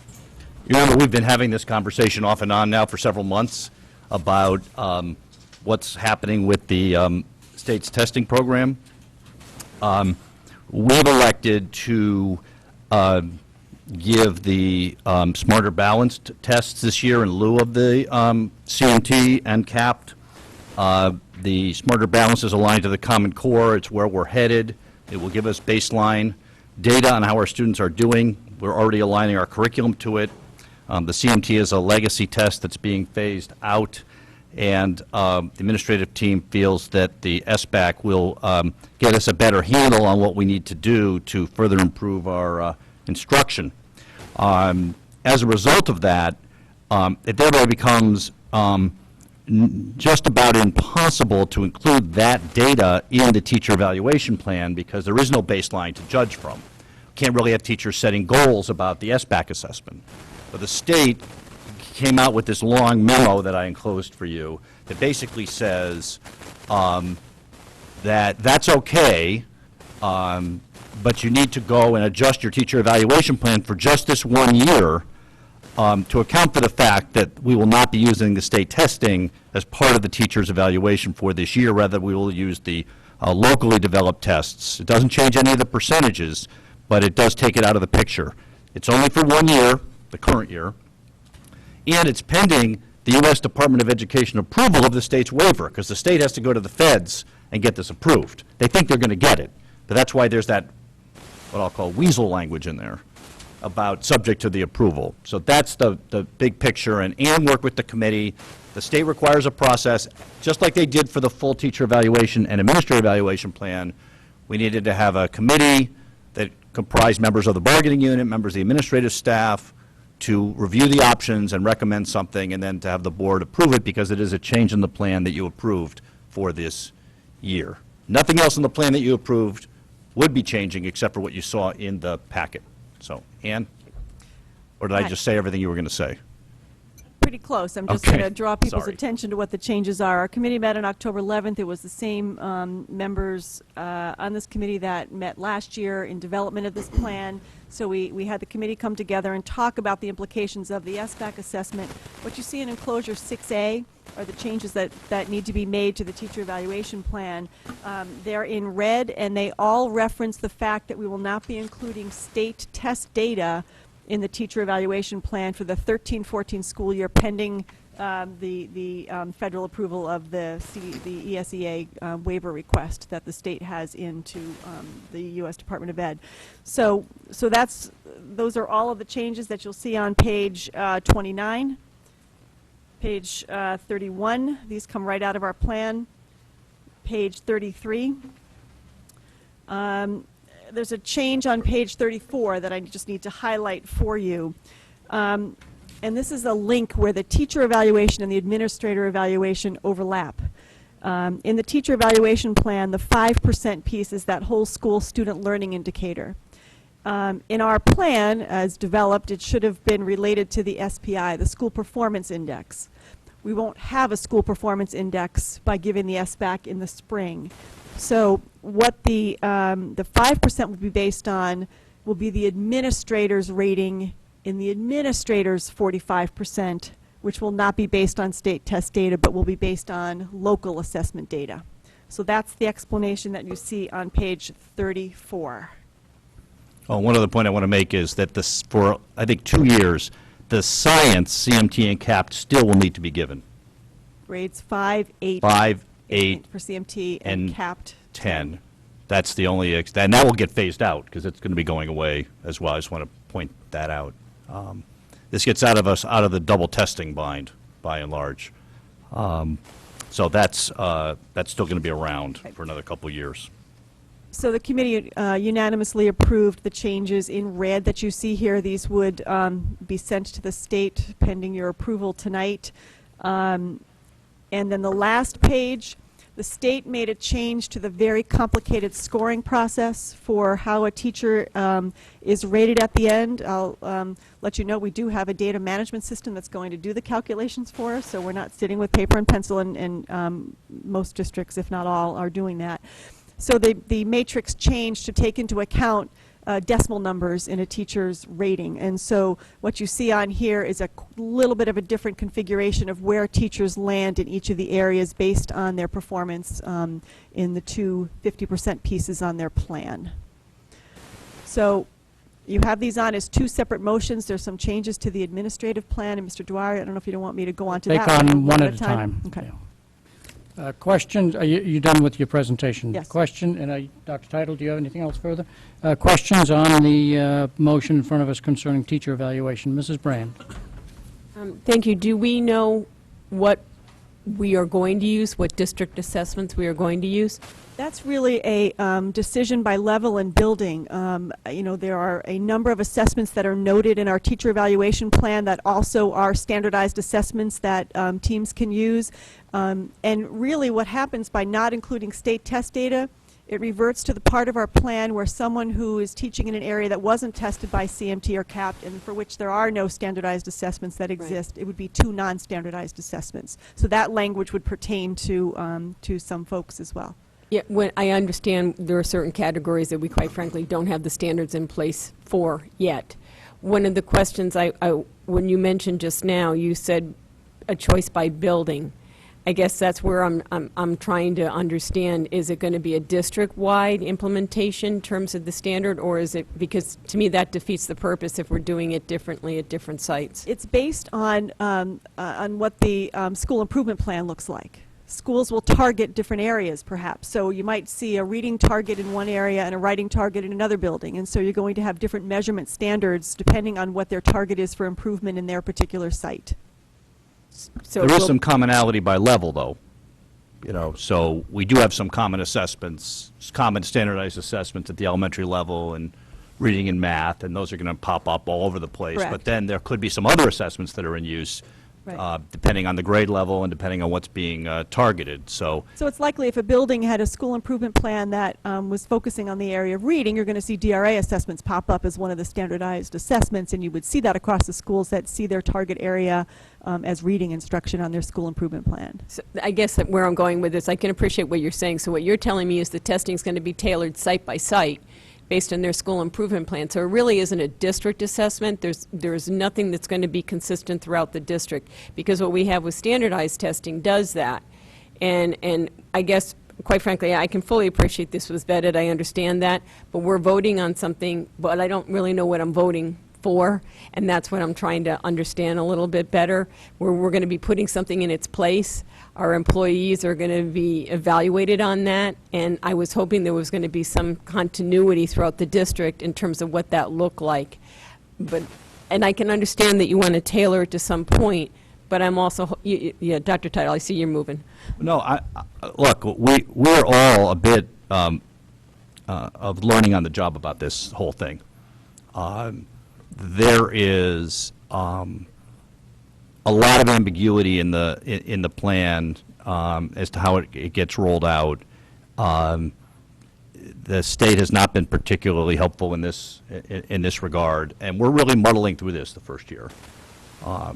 And we've had some discussions about trying to be more standardized in the non-state tested areas, maybe adopting common targets at levels and so forth. Right. But we are so struggling just to get a handle on this that I see that as a goal going forward. I completely agree with that. I think we're heading in that direction. We've had some discussions with the elementary principals already about that. We also have certain grades and subjects where there are no standardized assessments. They just really don't exist. We are in the process of doing a lot of assessment development work as part of this. That's a huge part of what this is all about.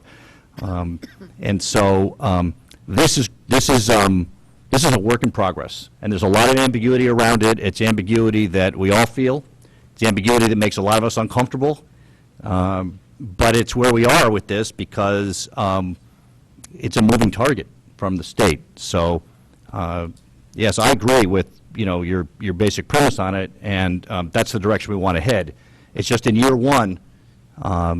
It just can't happen. It's just not available right now. Especially in the absence of that state test, as we're saying. I mean, we're merging, because in 14-15 we'll have the state test data as part of the plan. My only other thought, and thank you, is that what we have for motions here aren't specific to a given year. And we might want to reflect that it's only for the 2013-2014 year. We're just approving the asterisk. Yeah, you're only approving, I think everything we put in here mentions 13, 14 as the only change. Yeah, just the motion didn't, so, yeah. That's what the Either way, I mean, it doesn't enclosures matter, I have. mean, doesn't matter to us.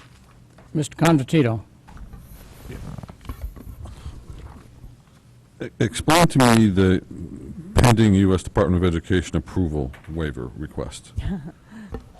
Dave, I'm going to toss that right over to you. Okay, so the State Department of Education, in order to extract themselves from the strictures of No Child Left Behind,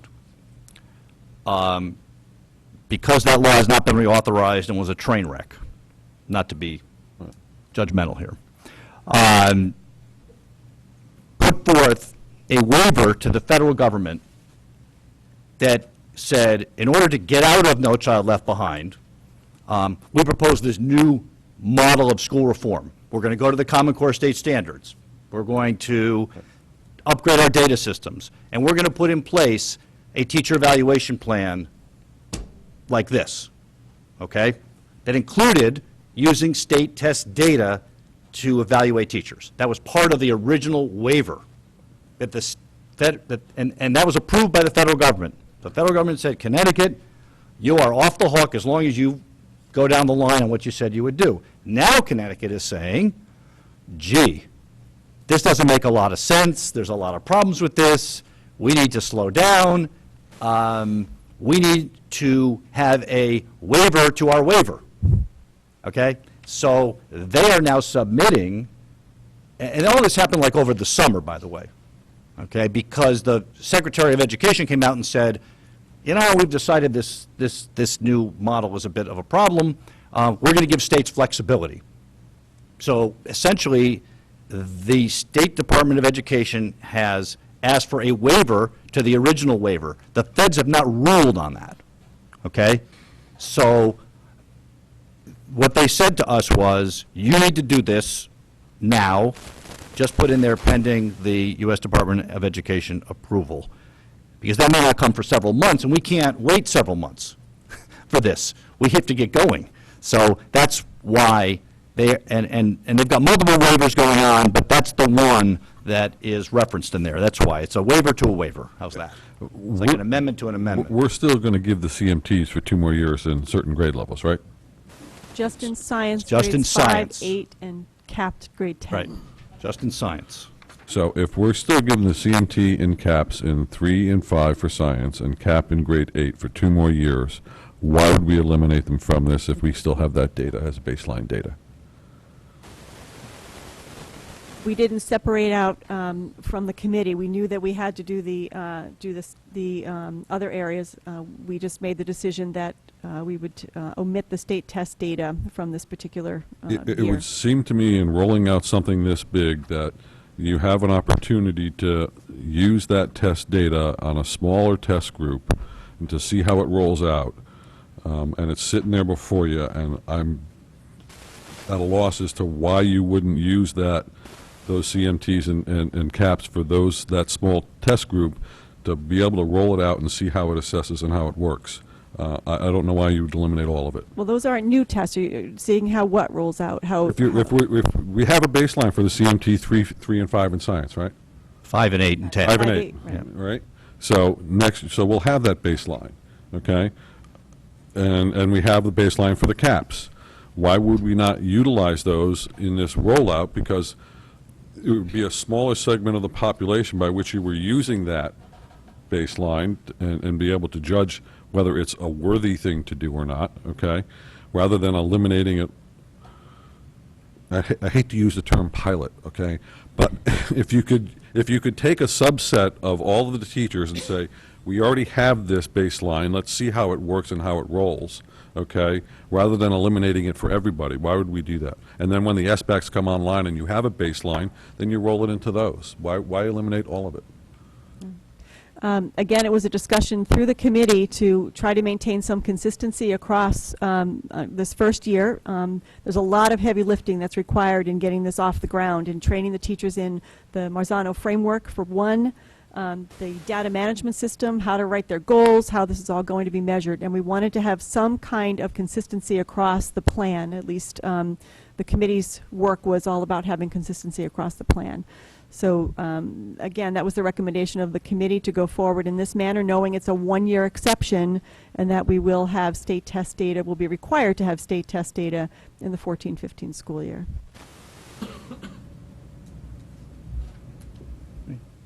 Any other questions? Mrs. Connelly, followed by Mr. Fattabine. Okay, I do have several, and not necessarily in the most organized order. My first question involved, in terms of the Sbac, was any provision or allowance made for having that with grade 10? Because there will not be a more unmotivated group of students than those grade 11 students who have already passed CAPT, and asking them to sit for a fairly arduous test, having taken some samples of it myself. The grade 10 at least would have been some really relevant data for teachers to work from, and I'm curious if you're even aware. I know that was part of the state option. Not a That choice. So was that ever even part of the dialogue? No, it's not a choice, because Sbac needs data on the students at the grade level that they will roll it out in, which is 11th grade. So they don't want to give the Sbac test to 10th graders, or even let us give the Sbac test to 10th graders, because the test is being designed for 11th grade students. So it wasn't even an option. We couldn't say we're going to give Sbac, but we want to give it in grade 10. Wasn't a choice. That's a shame.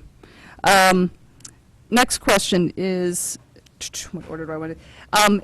Obviously, we have to go ahead and vote on this, but in fact, haven't the teachers already created their SLO on the assumption that the waiver is going to be approved and that we are going to approve this? They are working on them as we speak. We've actually bumped out the deadline because of all this uncertainty. Originally, we were required under to have these in by November 15th. We've bumped that out to December 1st. So we have teachers holding up on this because of all this uncertainty.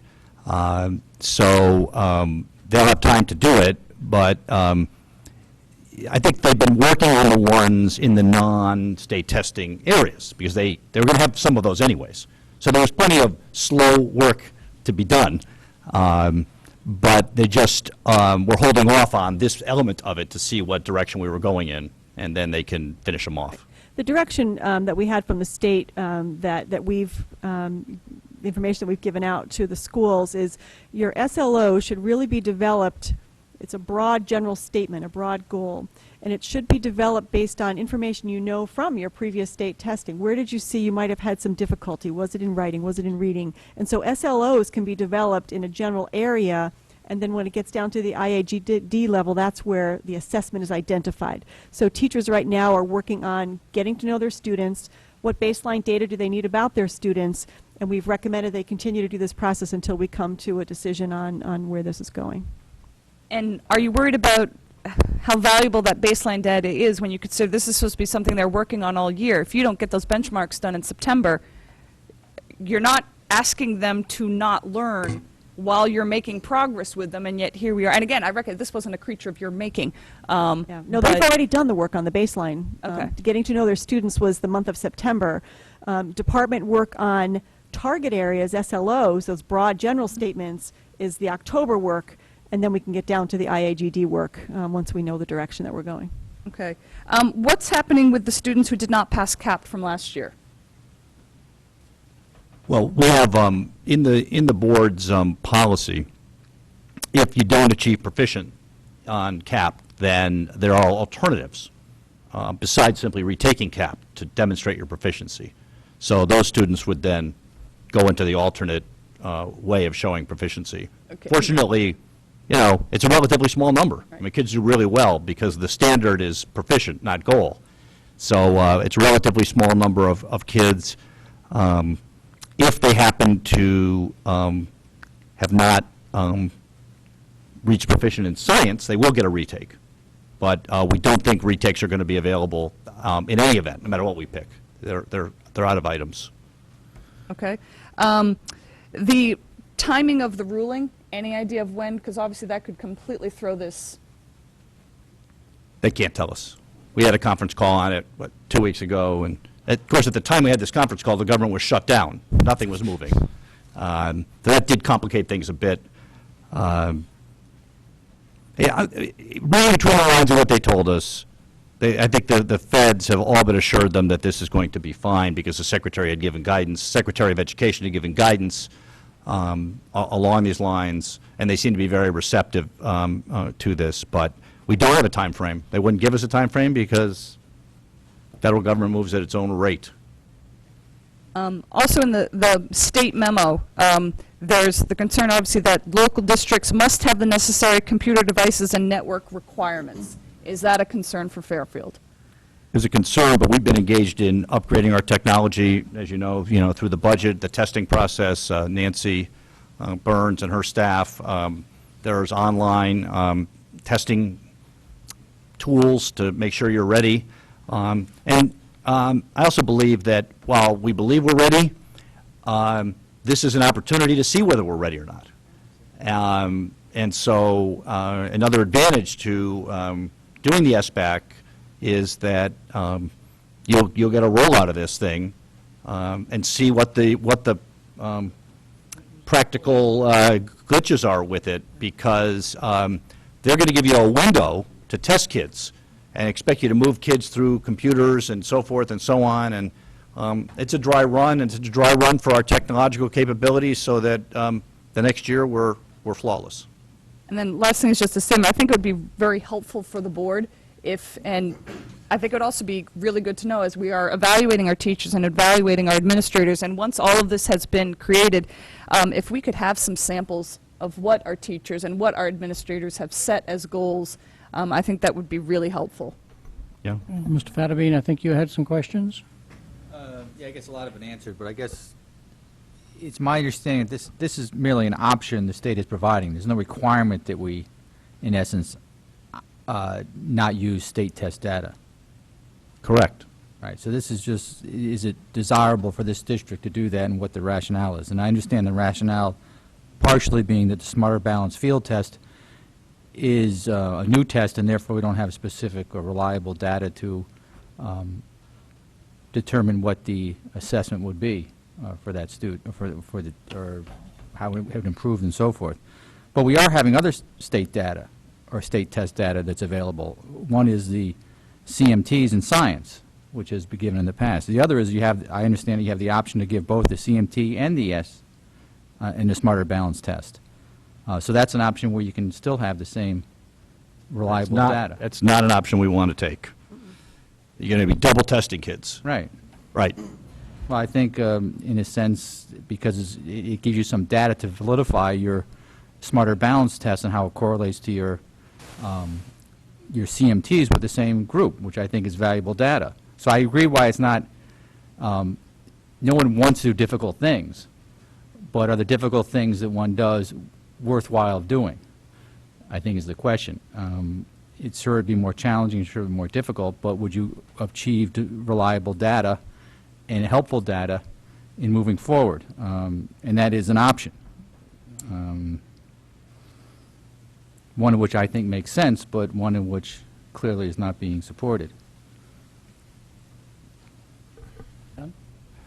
Mr. Specific Liu? to that point? Okay, with Thank you, Mr. Mr. Liu. Liu's permission? One thing that we do have, Mr. Fattabine, specifically to your point, is that if you follow a cohort, a group of third graders who then this year take the fourth grade Sbac, it's not that there's no comparable data. So that just something to factor in, so that if we see a tremendous drop or a tremendous rise, they will have, except for the third graders, they will have had at least some previous CMT data so that we can see, oh, this group that performed this way this grade, look how they're doing on the Sbac with the testing of 2014. So there will be something there that's comparative, even if it's not of the same group taking two tests. Mr. Liu? I'm hearing a lot of information that's making me feel like we shouldn't be approving this. But I have a question that I believe Ms. Kennelly had asked before, and I don't know if we got a specific answer. If the federal government doesn't approve this, and they even wait for a long time, we're stuck. We have to do it. Then we have to race to get back going again. Is that correct? They didn't tell us what the game plan would be if the feds turned it down. Right, but that could be one of the things. It's a long shot. I Only decision you have in front of you, I just want to be clear about this, okay? The only decision is whether or not to include the state test data in the evaluation plan. That's the question, that's the motion, that's what's in the board's purview. Okay? It's not a question of, anything else. That's the question. So, if you want us to use state test data, we're going to give the Sbac, we're going to give that. We'd have to figure out a way to include the Sbac and whatever in this teacher evaluation plan. That's the question before the House. Trying to be consistent about this and not single out just because you happen to teach 8th grade science, you get this and the others don't. So that's where we are. There were a number of choices to be made that we were able to make at the administrative level. The choice before the House is what's in front of you. Do you want to include the state test data, given that we're going to give the Sbac, or not? My only problem with that is, and I understand what you're saying, but you're also sort of slightly putting the cart before the horse because you don't know if you've got the approval from the Fed yet. So, yes, I know what you're saying. There's a choice, but you don't really have that choice yet, or that choice could be taken away from us. Part of me says, well, from everything I'm hearing, we shouldn't necessarily. We had to make a choice to be fair to our teachers so they understood the direction we were going. The guidance from the state is, as Dr. Title has said, that in all likelihood this is going to be passed by the federal government. Our teachers need some guidance now as they're developing their goals. We have another month or so, 5 weeks for them to do that, and we feel that this plan is the best plan going forward. We take out the state test data this year. We'll have the results for next year. It will be included in the plan, and we feel that we have enough options on the table. Our directors of elementary and secondary ed and the deputy superintendent are working with curriculum teams to help them identify the assessments that they can use to monitor the students' progress for this year. So we feel that with all the information that we have on the table, the best course of action, knowing that we're implementing the Sbac, is to move forward with this particular recommendation. And that's a recommendation from the teacher evaluation From the teacher evaluation committee. Included teachers. Wrestled with all of these questions. Absolutely. Thank you. Mr. Convertito, did you have a question? And then Mrs. Gerber. Yeah, with all due respect, that's not the only question before this board. We have state data that has baselines. We can use baseline data. What if Sbac blows up on the state this year and we were out 2 more years without baseline data, okay? I'd rather hedge our bet and use some of it, okay, that's before us, that we know is good data because we've been using it for 10 years, than do nothing. I am loath not to use the data that's in front of us that that has baseline standards and that we can use. And I don't know if I can support this motion. I'm sorry, Mrs. Connelly. Oh, no, Mrs. Gerber, I recognized you first, and you'll defer to Mrs. Connelly. To not approve the motion, to indicate that we want to go with the previous version of the plan that we voted for, the central office has already made the determination that we're moving in the direction of Sbac. That's not up to us to decide on. That's a decision already made. So to not approve this, to say we are going to go with state assessment data, we're saying we're going to go with the Sbac test, which we truly have absolutely no data for. That's not what I'm saying. But that's what the choice is that is before us. We're not giving the CMT this year except in science. We are not giving the CAPT exam this year except in science. We are only giving the Sbac in literacy and in math. And so that is what, for which we have no benchmarking. That is the data that we would have to be using for 22.5% of the teacher evaluation. Correct? I think Mrs. Gerber is next, and then over to Mr. Kerry, and then Mrs. Brand. Well, I guess just one question through the chair to Dr. Title. What are other districts doing? In the Southern Fairfield County region, again, this was a preliminary, like, poll of the superintendents, that 16 out of the 18 were going with Sbac, and 2 were undecided. Mr. Carey.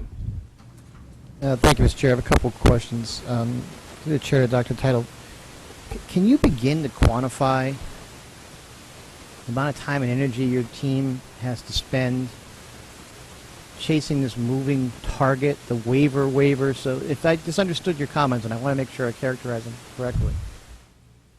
The federal government's going to give us a waiver, or has given Connecticut a waiver on No Child Left Behind if we implement a series of things, including this plan. But now we're looking for a waiver. You're in the middle of it. Your team has to set some expectations to the teachers of how they're going to be evaluated, but we don't know what that's going to be because it's in the middle of a bureaucratic process. My first question is, can you even begin to put an hours or a dollar amount or amount of staff cycles is being spent on this activity? I can't give you an exact quantity. I will say that almost all of our professional development time, any time we have with teachers and administrators, has been solely focused on the use of and trying to understand and roll out this teacher and administrator evaluation plan. No, it's been tremendously time-consuming on a lot of people's parts all the way around. I do want to comment on what Mr. Convertito said.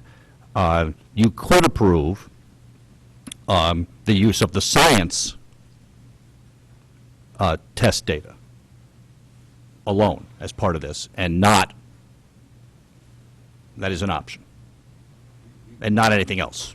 You could approve state test data in which we already have a baseline on. I'm not looking to, trying to figure out how to quantify first-year Sbac tests, okay? Right. But if we already have a baseline on the science CMTs, why not use that data and the caps? I think it's a matter of being consistent and trying to treat all the teachers sort of equally. Really, you're beginning to single out maybe, a handful of teachers that will be operating under a different evaluation framework than others. And so I think there was a sense of fairness and equity there. But technically, yes, you could, because we'll be giving it. So that would be an option you could have. If you wanted to use the state test data, you could use the science. Mrs. Brand was next, but you still had the floor, and Yeah, I still have a couple more. you have a couple more questions. Comments. So, the one thing I want to make sure that we don't, as a body, get engrossed in, this is something that's being pushed down from a couple levels above. This isn't the only way we're operating here in Fairfield, right? I mean, we are doing all kinds of different things simultaneously, and we've talked about how the district's looking to align those things. So, there is continual assessment on different levels for different programs, for different curricula.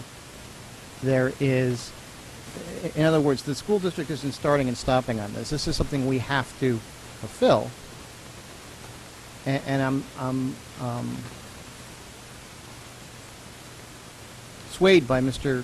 Convertito's point, but I also understand the complexity that it is going to be put. I like the idea of having the baseline testing as well, and you make a compelling argument. My point is that this isn't where, and I want to make sure that my understanding is this isn't where it all begins and ends for how we evaluate our teachers. We have much bigger fish in the sea that we're working with, from school improvement plans to data plans to how we're tracking our cohorts, that go way beyond what we're having to deal with here. This is a portion of it. This is a portion. This is a portion of it, right. So I just don't want the impression to be that the only way we're going to figure out if we get better or not is if we do this, because sometimes if you're not sitting here with the inside baseball, understanding all the wheels that are turning at once, it can look that way. I'm open to hearing arguments on both sides of this further, but I do understand the complexity of trying to evaluate people post facto, and I think that that is a challenge that we're going to have to face. I do want to see some type of baselines established, though, moving forward, so that we can have some consistency with this. So if the Sbac is going to be it, and I understand that we haven't seen all of that yet as well, too, so that is a concern. That's also a valid argument. So to make sure, and if there's any other complications to using the science, that Well, we get that out on the table. The state is recommending that the decision be, if you decide not to use state test data, you decide not to use state test data. The other complication on here that I was just trying to find the language for and I couldn't was that our committee, our teacher evaluation committee, which is required to bring this recommendation to you, has made a recommendation to eliminate state test data for this one school year. Should you vote differently, my understanding is that that's a discrepancy between the committee and you, and I've got to bring it back to the committee, and if there's not agreement, that we've got to have the state be involved in the resolution of a disagreement. So I understand your concern and your desire to want to use what you have. We're trying to, fix the wheels on this thing as we're moving, and we're trying to get recommendations from the state. We're working very closely with Kim Wachtelhausen, who's our representative in the State Department, with Esther Bobowick up at CES, and the recommendation was kind of a go this way or go this way. And since we chose Sbac, it seemed very clear to us in our committee that the direction should be to not include the state test data. We have other means of assessing our students that will feed into the teacher evaluation plan, and we will have the baseline data for next year when we move forward. So as far as I can take it with you, it's a strong recommendation to keep the state test data out of this plan going forward. Our alternatives, the Teacher Evaluation Committee has recommended this alternative. I think Mrs. Gerber wanted the floor, Mrs. Brand, and then Mrs. Iacono. You're done. Mrs. Brand. I will be supporting this. I am uncomfortable that we don't have something before us that we're actually have a sense of what we're going to be evaluating. To me, the importance of the testing is actually, quite frankly, only a portion of the teacher evaluation. And the only reason we're doing it for a teacher evaluation is, quite frankly, to find out if we're teaching our students and they're learning. So to that end, my expectation is that we will get a report on the Sbac testing results per school, and that we will get a report on the testing that the teachers had and be able to look at both. Because then we're going to look at what the Sbac showed, we're going to look at what our district, how they evaluated each other, and look at the gaps. And that's going to be important for us as a district and as a board to look at. It's going to be important school by school for to look at. But I think what the objective is, as far as where I'm sitting, I want my students to learn. And that's what the game is. That's what we're hoping for with the teacher evaluation. It's new. The staff wants to go with a district assessment as opposed to Sbac. I'm comfortable with that, as long as we're still taking a look at both of those testing measures and evaluating them to ensure that we haven't dropped the ball for the kids. Because that, to me, is what this is all about. So that was why I wanted to see if we have something that was more standardized throughout the district, so that we have some evidence that we didn't. We're already switching to Common Core. The Sbac is aligned with Common Core. But again, we don't want to penalize staff in a transition year, so I think we're giving that a window. I'm comfortable with that, but I want to see that evaluation, because what I really want to be sure is, in this transition year, that we didn't drop the ball on the kids. We do want to get to the public, and so I'm kind of hoping that we have some final wrap-up comments. Mrs. Iacono wanted to speak, and then Mrs. Kennelly. Just so I understand how the process works, in the event that the board decided that they did not like this, then it would go back to the committee, and if they felt differently than we did after hearing our feedback, then it goes to the state, and they would make a decision about what happens, because there's a whole outlined state resolution process. That's my understanding of the language when we develop the plan. All right. I know I sound like a broken record and it's late, but this is why we need local control back and the state and the federal government out of this speech. But it's the last one you have to hear from me. Mrs. Kennelly for the final comment. Final comment. To be consistent with ourselves, we should be approving this plan as is. And by that I mean we had the choice back in June. Correct me on the fraction, Dr. Title, but we had an option, or the central office had an option of saying, do you implement this idea of was it with a third of your faculty or with all of your faculty? And just as a sentiment, the idea was, we're not just going to single out the third of the faculty who have state tests and everyone else gets a bye for that year. The decision was made as a district, we're all in. And just from the spirit of that, which is why I will also be approving this, let's keep it consistent across the board. The message was to the committee, to our staff, that we're all in this, and then to pull some out for the testing, which at this, again, without the, I'll just leave it at that. I think we need to stay with the consistency of the spirit with which we moved ahead with this plan in the first place, which was everybody was in, so let's have everyone in with the same criteria. Mrs. Connelly had the next to the last word. Mr. Liu wants to make a quick comment, and then we'll go to the public. Thank you. Just to be the loyal opposition, I'm going to vote against it. And I think the reason is that as difficult as it is, and I'm not all about tests, but sometimes we have to do these things. I believe what Mr. Fadabine said is that sometimes things are hard and you have to do them. To lose that data for 1 year, I think, would be silly. We're always stopping and starting again and saying, oh, we have to wait a couple more years to get caught up. I just think that is always an excuse, and we hear it a lot here in Fairfield, that I just don't want to keep doing. So we still don't even know if the Fed is going to approve this, and not to say that maybe they're probably going to approve it, but we don't know. I would say we should keep moving forward with the plan as is, and if they say you can pull it out, we can talk about it again then, but right now I'd say we should go with it as is. Thank you. To the public for a comment on the motion that the Board of Education accept changes to the Fairfield Teacher Evaluation Plan as recommended by the Teacher Evaluation Committee. Please state your name and address.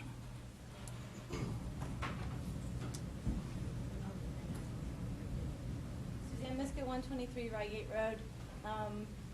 As a parent, most parents, I will tell you, at a coffee I attended, don't know what Sbac is.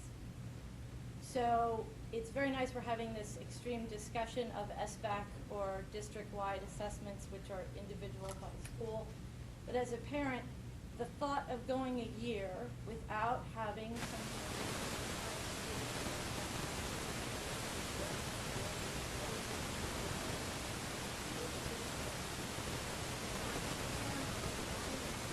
that problem that we have on curriculum, where certain schools are teaching certain things, and when we get to the high school, we have teachers, depending upon where you went to middle school, with the level of where each student is landing, makes me slightly concerned to be having the high schools or the middle schools or the elementary schools dictating what these assessment levels would be. I would feel better if we had one consistent district assessment, but the fact that this is now going to be everybody picking and choosing what they want is unacceptable. I would prefer, as this page 2 and whatever this document was from Stephen Pryor says, and or, I would suggest we do the CMT in science and give the CNT again if we are that uncomfortable with Sbac. In everything I've read, I realize Sbac, if given this year, will not give us parents anything anyway. But at least if we get CMTs, we have a baseline as a parent.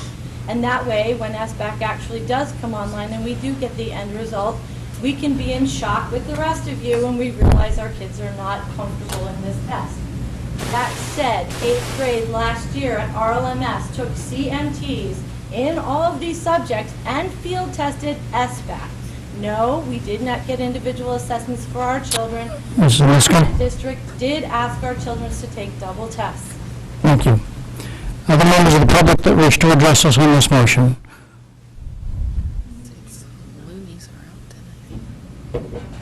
Please state your name and address.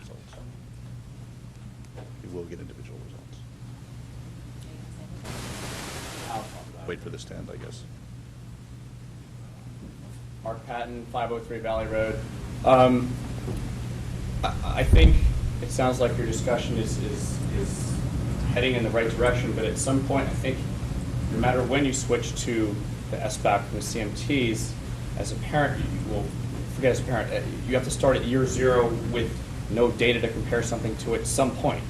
So as a parent, I'd rather see my kids being tested on the new curriculum that they're being taught as opposed to the old system where teachers are either had to teach to the test and now they're not even doing that.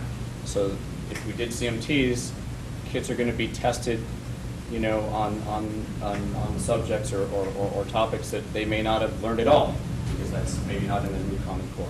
So I think you're headed in the right direction, taking these, you know, taking this part of the evaluations out for the first year, get it out of the way, and hopefully the Sbacs will prove beneficial and sufficient, and you'll have benchmark data. Thank you. Please state your name and address. My name is Martha Becker, and I am a teacher at Fairfield Ward High School. And I just want to remind everyone on the board that this teacher evaluation system is new and it's bigger than it's ever been. Teachers have always been evaluated in different ways, largely with teacher observation. That remains a huge part of the teacher evaluation system is classroom observations, which are greater than they have ever been before. There are more observations, they're more detailed. We've never before been evaluated based on test results. That doesn't change for this 1 year. It just delays when it starts. We're not going backwards, we're still, every teacher is going to be evaluated in more in-depth than ever before, just not yet using test results. That has never been part of it. Thank you. Any other members of the public that wish to speak? Hearing none, seeing none, approaching I the just want to microphone. clarify something. If we're back to the board, I would make one comment, Dr. Teitel, and if other board members want to make a final comment. I actually happened to be at a PTA meeting the other day, and I thought I was going to get a Sbac. What is that? And I was actually surprised by the number of parents who understood Sbac was coming. If I had to tell you, did they clearly understand what Sbac was going to be? No. But they do know that that the shift is happening. Dr. Teitel. I just want to say that this, the state has assured us that parents will get individual student results from this administration. This is the full test. They will get results. They'll come back probably a little bit later than they have in the past, but it's not like what was done last spring. In that, certain kids took certain elements of the test. It was really just a field test for selected items, and so there was no aggregation of that data. But there will be individual reports to parents on the Sbac in the fall, so I just want to make sure people understand that. If there are no other comments, are we ready to act?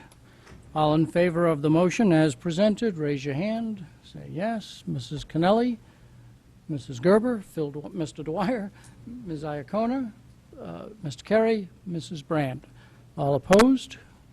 Mr. Convertito, Mr. Liu, Mr. Fattabine. The motion passes 6-3. On to the administrator's plan. Okay. For the purpose, let me get the motion on the table. Make sure I get, yep. The recommended motion is that the Board of Education accept changes to the Fairfield Administrator Evaluation Plan, parentheses SEED plan, as revised by the Connecticut State Department of Education. Do I have a motion? Mrs. Iacona, Mrs. Gerber, go. So I think this is a little more straightforward. What we did in Fairfield as part of the administrator plan is we adopted the SEED plan from the state of Connecticut. Actually, most school districts did that for their administrator plan. There really weren't too many areas to change on here. The state made some proposed changes to this plan, and because there are changes on the board, I'm bringing it before you to approve this plan as well. If you look on enclosure number 7, you'll see the changes. If I go on to the back of the first page, it talks about the 40% observation of leadership practice. The change there was they are reducing the number of observations for assistant principals, reducing them from 4, as I believe where it was, down to 2. So that is a change, again, based on the state test. The 10% stakeholder feedback. If a school is developing a whole school stakeholder survey, if they're developing it on their own, then a school governance council needs to assist in that if there is such a council. In the 45% student learning, it talks about the use of the SPI, and there would have been a change in the SPI if we were using the CMT and capped. However, we're recommending the Sbac. So this particular change of the 45% will not pertain to us, and I'll explain the change that is in place regarding the 45% in just a minute. And the 5% area on page 2 of this attachment, they just added the word outcomes to the teacher effectiveness area. So it's teacher effectiveness outcomes now. Page 3 shows the link between administrator and teacher summative ratings. So really no change here. It's a graphic that's been added to the plan. Page 4, similar to the teacher evaluation matrix, the final summative chart on how to calculate this has been changed to reflect decimals in the score, and it is the same chart that is used for teachers. And then there are some wording changes, if you notice the 5 bullet points on the bottom of page 4 in the state document. If you go to the very last page, one line has been, or 3 lines rather, 3.5 have been added to our plan. It says during the 13-14 school year, the 45% rating for an administrator will be based on the success of targets established for their SLOs using only locally determined measures instead of the CMT or CAP scores. And that's again pending the U.S. Department of Ed waiver approval. So the changes are really adopting what the changes the state has made to the SEED plan, with that one caveat of also taking out the state test data in the 45% of an administrator's rating. Anything else you ready? Board members with questions on this, which is very much related, but Mr. Fatterbean. First question I have, are those changes you mentioned, are those changes you mentioned made by the state and you identified on the different pages up to at least this numbered page 4, in any distinct color or otherwise They are not. highlighted, or? They are not. They are not. If the Connecticut SEED website has the full document, I did not print that for you and highlight where all the changes are. There are some new charts put in there that explain some of these areas, but those are how the changes were put into the plan. I'd like to move to divide the question to vote separately on the state amendments to the plan and the items in red on page 20 separately. The item on page 12 is, or 20 is the item in red where it's only limited to the school year of 2013-2014, which rationale is very similar to the prior vote we had taken with respect to the teachers' administration, or teachers' evaluation. Yeah, how would you propose to change the recommended motion to accomplish what your goal is? And maybe when you say divide the question, there's only one question on the motion, so I think you'd have to somehow revise that motion in order to accomplish what you're trying to accomplish, if I'm reading you correctly. Well, as the motion reads, it's only changes revised by the Connecticut State Department of Education. My understanding is the item in red on page 20 is not necessarily part of that revision, so I guess technically would that be part of this motion? Revised by the state, in other words, my understanding is the items that are not specifically identified in any particular color in these documents that they handed out were revisions by the Connecticut State Department of Education.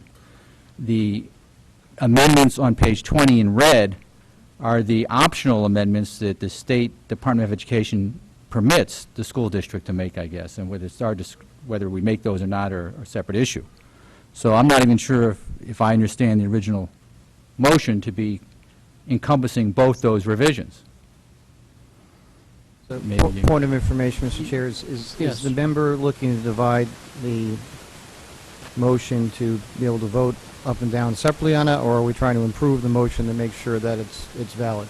I think 1 and 2. I think that the motion to separate the question rose the issue as whether the original motion had encompassed both questions. I don't know the answer to that. Maybe the chair can rule.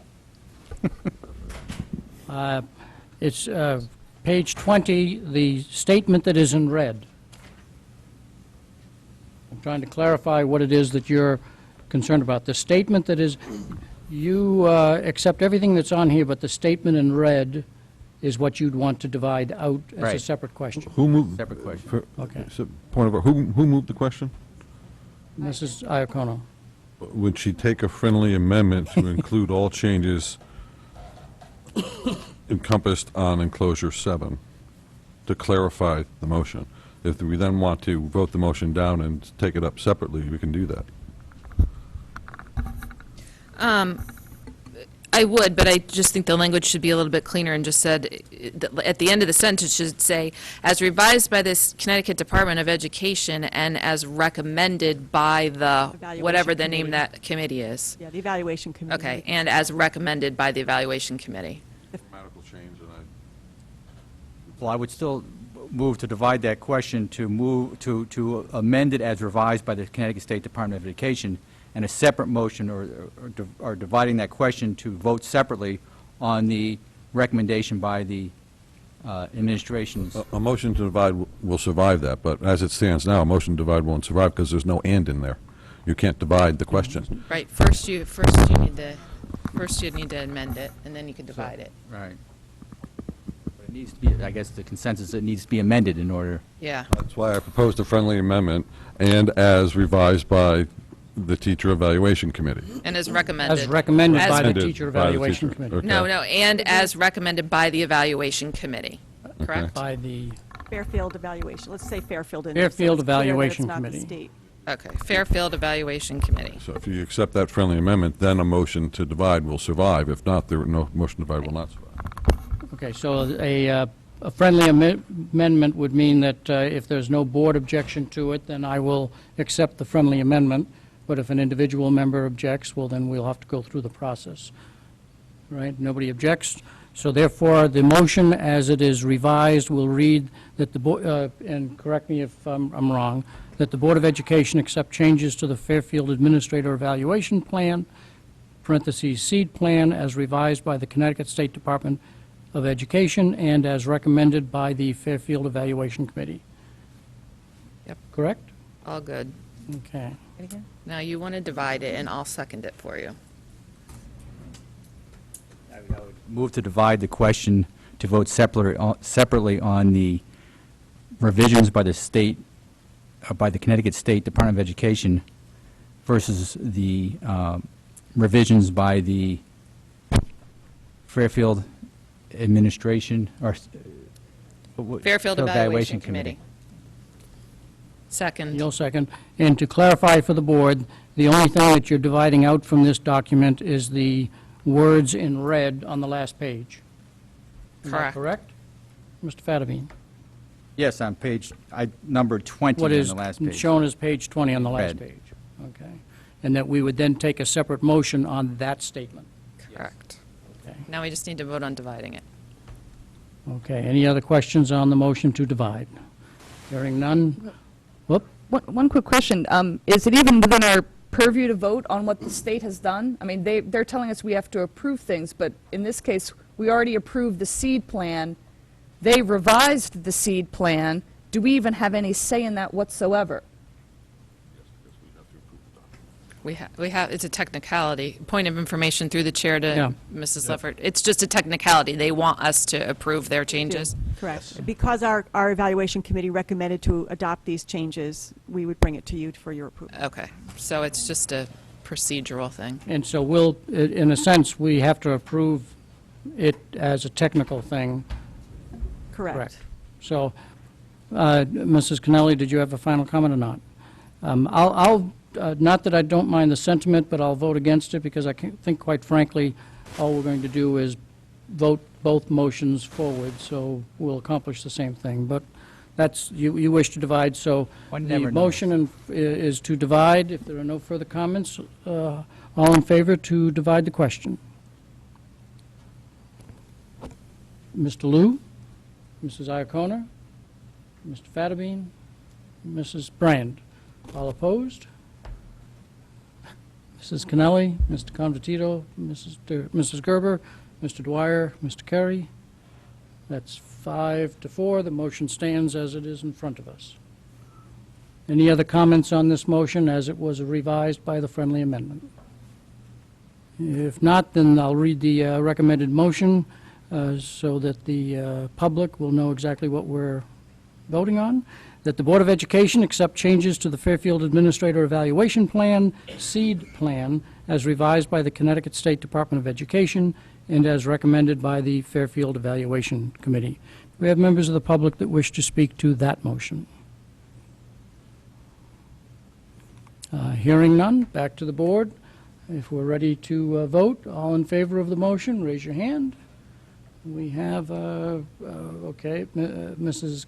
Kennelly, Mr. Convertito, Mr. Liu, Mrs. Gerber, myself, Mr. Dwyer, Mrs. Iacona, Mr. Kerry, Mrs. Brand, all opposed. Mr. Fatterbean. The motion passes. To public comments and petitions, do we have any members of the public that wish to speak? This is the last night for opportunity for our retiring board members to speak, so we want to leave time for that as well. Any members of the public that wish to speak on any item in particular?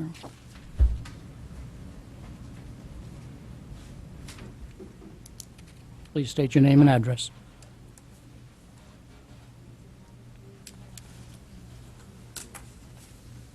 Tom, is there an issue with the mic? This one's not working either. Do you want to just make this? No, leave yours, Mrs. Brand, and we can take... That one's working either.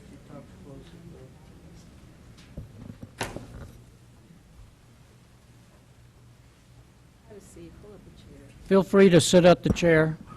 Don't get comfortable, though, because you still only have the 2 minutes. Okay. Nancy Haberly, is that working? No. Budget cuts. Closer to the mic.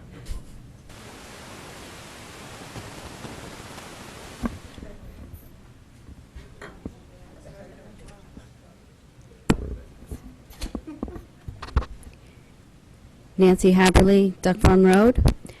I wanted to bring up that on September 10th, I had asked about the elementary school dismissal time.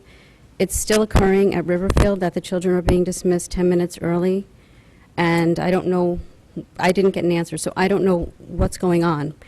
That's 15 minutes per week, so that's an issue, and I had asked if that was something that was addressed with the state. I don't want to come at the end of the year and say, okay, these kids have to come back to school for another week because we've been cutting short our day. So the newspaper says that the food services are brokered out, and I'm just kind of amazed that we could come to something after, that was actually brought up on the August 27th meeting, and that took a month and a half. And I just kind of wish the Board of Ed would react swiftly when it comes to our children's education and having things approved, like a math book that was in school for a year. You know, you can hide behind the bureaucracy when it suits you, but when there's something you really want to do, you can make the red tape magically disappear. And the public sees right through this, and we're tired of it. And the minutes need to stop being censored. I am tired of being censored, and comments that are made need to be in there. And I want this in there, that I'm tired of being censored. So please stop censoring the public. Thank you. Thank you very much. Please state your name and address. Hold on. Carrie Crisp. Oh, you can hear me. Carrie Crisp, 494 Paper Mill Lane. The very sudden departure of a teacher earlier this year highlights our district's need for a smart, well-implemented teacher hiring strategy. This year, students will pay a heavy price for their misfortune should not be in vain. My daughter has now been involved in 2 sloppy AP and honors class teacher departures. I am asking you, as a member of the Board of Education, for transparency and accountability in the district teacher recruitment, hiring, and retention efforts. I believe that hiring excellent, experienced teachers is so fundamental to the education of our students that it merits a quarterly written report by central office and open discussion by board members at our Board of Education meetings.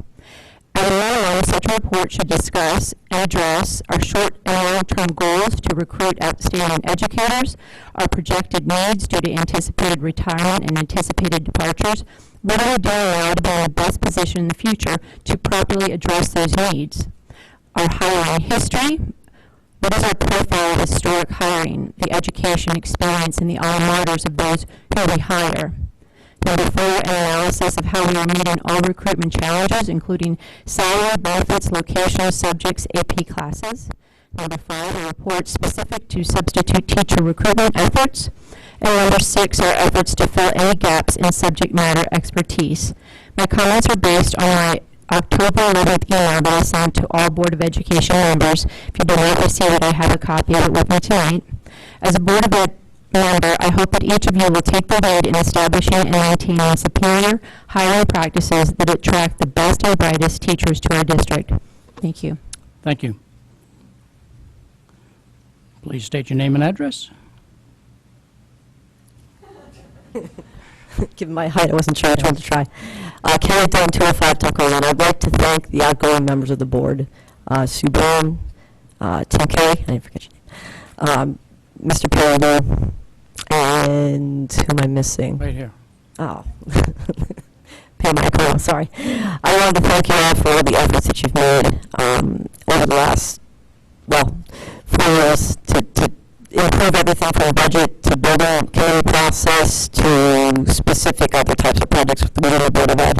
The one thing I'd like to see is a better board set of goals going forward, and I hope that communication continues to be something that the new board works on. Thank you very much. Thank you. State your name and address, please. Suzanne Miska, 123 Rygate Road. I know I'm overstaying my welcome today. I unfortunately am not going to go down the mushy sentimental road, although I could. The issue that I want to raise is in regards to privacy. We have created Infinite Campus. It's, you know, this amazing tool, at least for those who seem to enjoy it. My concern is in reading many articles published in the New York Times recently regarding these types of systems that are all-encompassing, that track our children's attendance records and grades and information.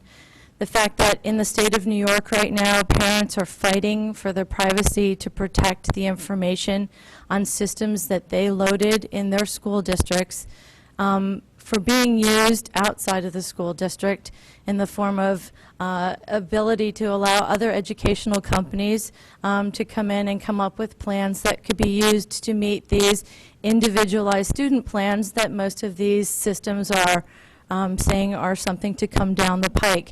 Well, I'm not against individual student plans, and I think that's a wonderful idea. My concern is to have this amount of information in one storage site with the parent permission not necessarily in sight. I am concerned. I would ask this board, as you have been proactive on an internet policy and on policies regarding school telephones, et cetera, that this board, along with the district, start making a decision now as to how we're going to protect the privacy of our students and how that will encompass us as parents. I think that's important. We saw something this summer that I've never seen in my 50-some-odd years in the town of Fairfield, to find that my emails to teachers and administrators, and I'm assuming just the Board of Ed members, which I have inundated you all in this last week, could find its way on the front page of a newspaper is very concerning to me. To hear principals telling parents that all emails in and out of the school are being reviewed by them is concerning to me.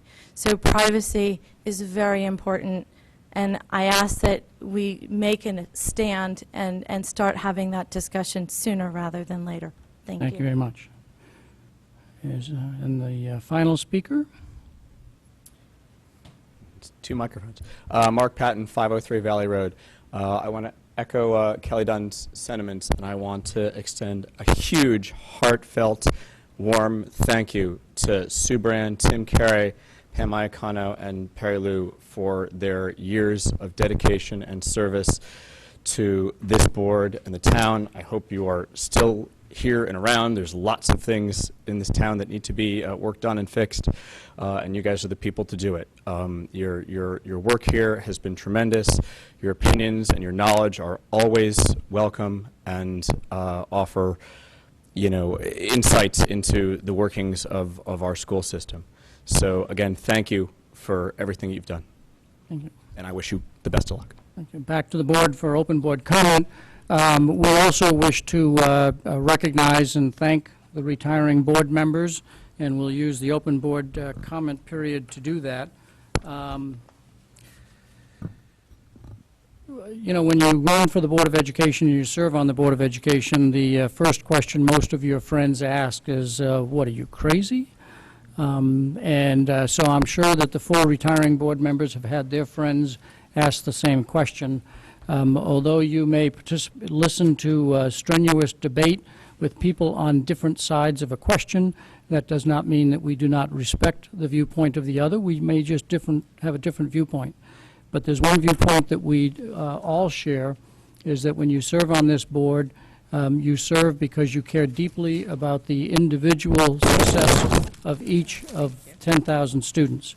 And certainly that is true of Mrs. Brand, and Mrs. Iacona, and Mr. Liu, and Mr. Kerry. We have followed suit with somebody else who decided to give flowers to everybody. I assume, and there's a card that is there with a small little token of our appreciation, and so you can decide whether to bring the flowers home to a special person and keep the card, or share the card and you keep the flowers. But I know that Mr. Fadiman and Mrs. Connelly will want to make some comments tailored to each individual, and then I'll ask both of them to be relatively brief so that the 4 of you will have time to share whatever thoughts you wish to do at the end of the meeting. Mr. Fadiman. I guess, I'm just going to make comments on 2 individuals that are leaving the board, unfortunately, and I just wanted to express my thanks to them, as well as give a little bit of insight as to my relationship with them to some degree. I first met Tim many years ago. I don't know if he remembers, but it was on the Elementary School Space Task Force, which was convened in December 2007 in order to find elementary school space for the Fairfield Public Schools. I remember Tim distinctly in the audience with charts and demographic data, which was intriguing because very few people came that prepared. Ever since then, he's been a guy that I've turned to for very quick data analysis, and I've always been impressed by his aptitude and quick numerical analysis, and that's certainly going to be missed by the board. He has also been instrumental throughout the years on the board, and prior to the board even, in moving forward school building projects. And I dare say we wouldn't have the space we have today but for Tim's efforts. And I know it's been a commitment to him because he has obligations with a job that take him far out of state with a tremendous travel, and I still don't know how he does it. But he manages to show up at the meetings, prepared and rested, driving throughout the night. I still don't know how he does it. Maybe it's good you're young, but I certainly couldn't do it today. So I want to thank him for the service to the board and his dedication to the Fairfield Public Schools, and it is appreciated. I have also want to make a few comments about Sue Brandt, since her and I go way back as well. Sue has been an advocate of education ever since I can remember. I first met Sue when we both had elementary school-age children, which is longer than I like to think, but it happens. And she has often provided me with valuable advice and information, and to that I'm thankful. I've consulted with her on many occasions, and she's a wealth of knowledge and experience that I will miss, as well I'm sure the board will miss. Although I don't think we'll miss it completely, because I still plan to consult with her on occasion on certain issues. But I'm sure, as I said, she will continue in her advocacy for education as she always has. It will just be in a different form. And I want to thank you for your assistance to the board, and especially the guidance you provided me over these many years. Thank you, Sue. Mrs. Connelly, and as a warning, I'll give people an opportunity to speak in alphabetical order. Okay, just as a warning. Mrs. Connelly. and notice the partisanship of our shared commitment with our designating of who's speaking about whom. And I would like to start with a very sincere thank you to Perry Lou for his 4 years. He started the way we hope so many parents will start, by being involved with his own child's education, becoming clued in to what the Board of Ed was all about, and finally deciding to take that critical step of, and I'm willing to run and do something about it. And I commend anyone in that position, and Mr. Liu has certainly been an example of that. As a very approachable board member to anybody in the public, he's accepted many responsibilities. His subcommittee work in the past, going through the very difficult redistricting work, all of the facilities work, his recent work with the communications report, the Fairfield Woods Building Committee, his responsibilities now with PTA Council. He has always been someone who's spoken passionately on all issues that have been brought to his attention, whether it was regarding transportation, security, the food services program. If they ever try to bring pink slime back into these schools, Mr. Liu will be the first one at that microphone. And for his staunch advocacy for so many of the concerns that members in our community have, I think we all sincerely thank you. For Mrs. Iacono, for your 6 years service, again, you came on in the difficult transition of one departing member, and you came in at a very, very busy time. Both you and Mr. Liu worked through the hiring of a new superintendent. Mrs. Iacono's work was tremendous with the operational audit, the long-range facilities plan, and the many times that she has spoken at length with great pride about the district's many achievements. Is a voice that we would do well to remember, needs to be said many times with the public as we talk about communications, that it is important to remember that. I remember back to my first introduction to her through those little lawn signs with the Band-Aids on them. And I was wondering who that person was. And she, again, like Mr. Liu, didn't just sit back and watch something, but took a step forward to try to do something about it. That she's always been aware of the need to balance the voters' trust in terms of our use of tax dollars, as well as the role that we all need to fulfill of advocating for the best for our children's education. And through her work with representing the board to the RTM and the Board of Finance and helping to strengthen those relationships, truly with all 4 of these departing members, we are missing some very tremendous advocates for education in school, for our children, and for our 4 new members to come, yet to be determined. You've got some big shoes to fill, and I thank you so much for your service. I'm sure individual board members will have comments to share after the board meeting, but to reserve most time for the 4 of you who this is your last opportunity, if you will, for advice and or comments. So, Mrs. Brand. Thank you all for all the kind thoughts, words, flowers. I will honestly say it truly is an honor to serve as a member of the Board of Education and as an elected official of the town of Fairfield. When I ran 6 years ago, and I can't believe it is 6, I made a commitment to people that I spoke to, and I have all 6 years not forgotten that commitment because I really took it to heart. And it is something that I have tried to maintain all the while I've been here, that I would be an advocate, but I also would try and use the money wisely because I really feel we owe that. As always, I don't think any of us do this alone, and I certainly couldn't do it, quite frankly, without my husband. To me, that's everything. I've been very fortunate. My family's been very tolerant, very patient, and very supportive, as have my friends. Again, you don't walk it alone. I'm very fortunate. I had a Democratic Party that afforded me the opportunity to pursue it, and I was also very fortunate that the voters also supported it. For those that are going to stay, and for the people that will be coming in, my recommendation, quite frankly, is to not compromise on your principles. Keep them. It's extremely important. Do what you think is right. Because, quite frankly, the children in this town and the voters don't deserve any less. Thank you. Mrs. Iacono. Thank you, everybody. I've known for a while that I was probably not going to run again, and it was funny because I sort of started and ended in the same place, and that was with Riverfield School. And for those of you who watched me follow that building committee through sometime in the spring when we were getting final appropriation, I started to break down and cry.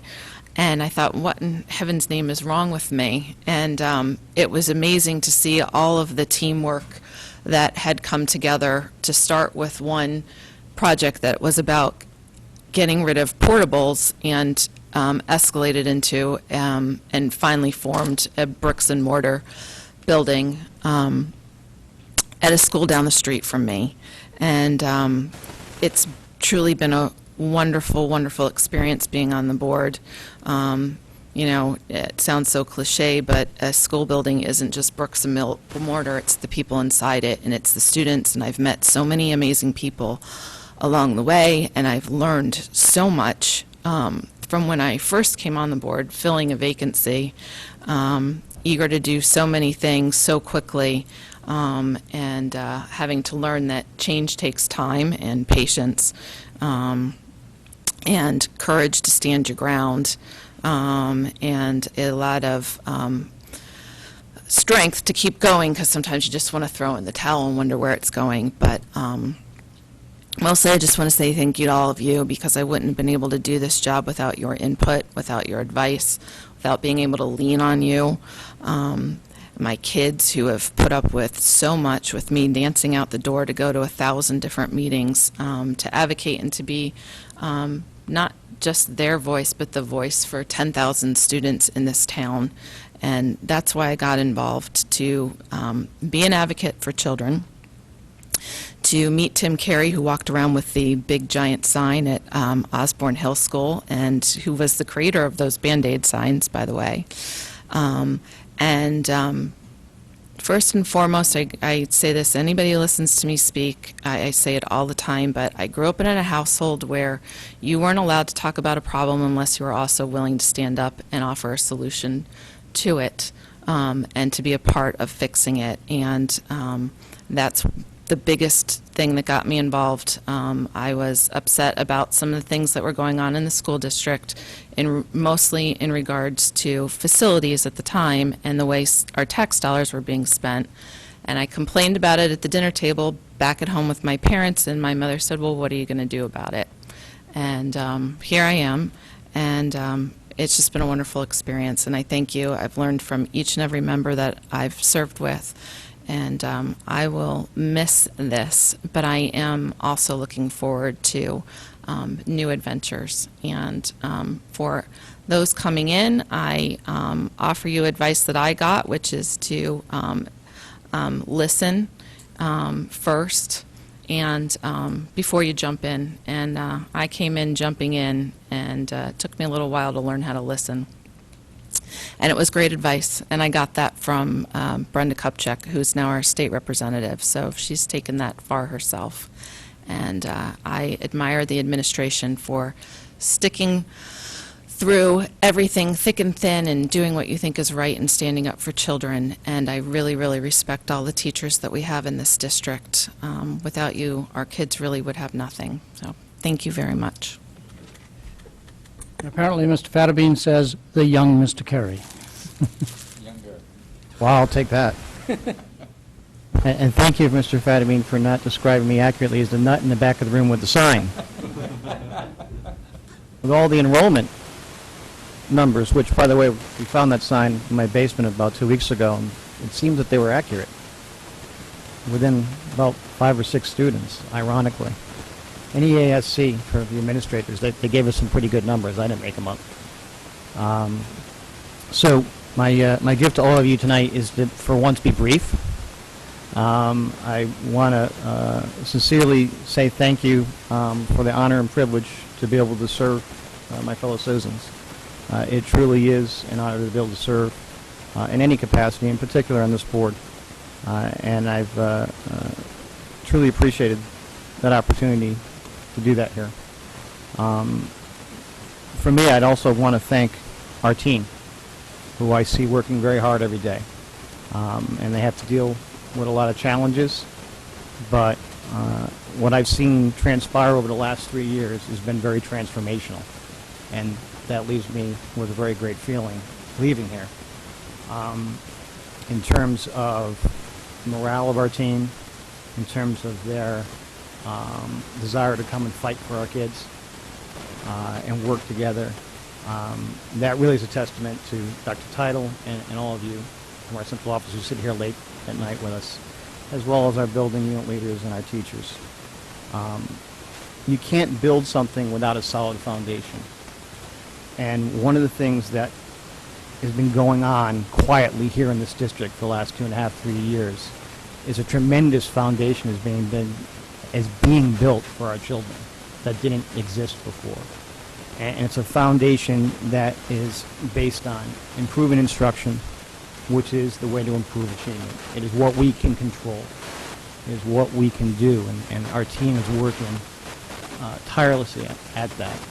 And the way we're starting to integrate the school improvement plans and data to quantify what's working and what's not is very exciting to me.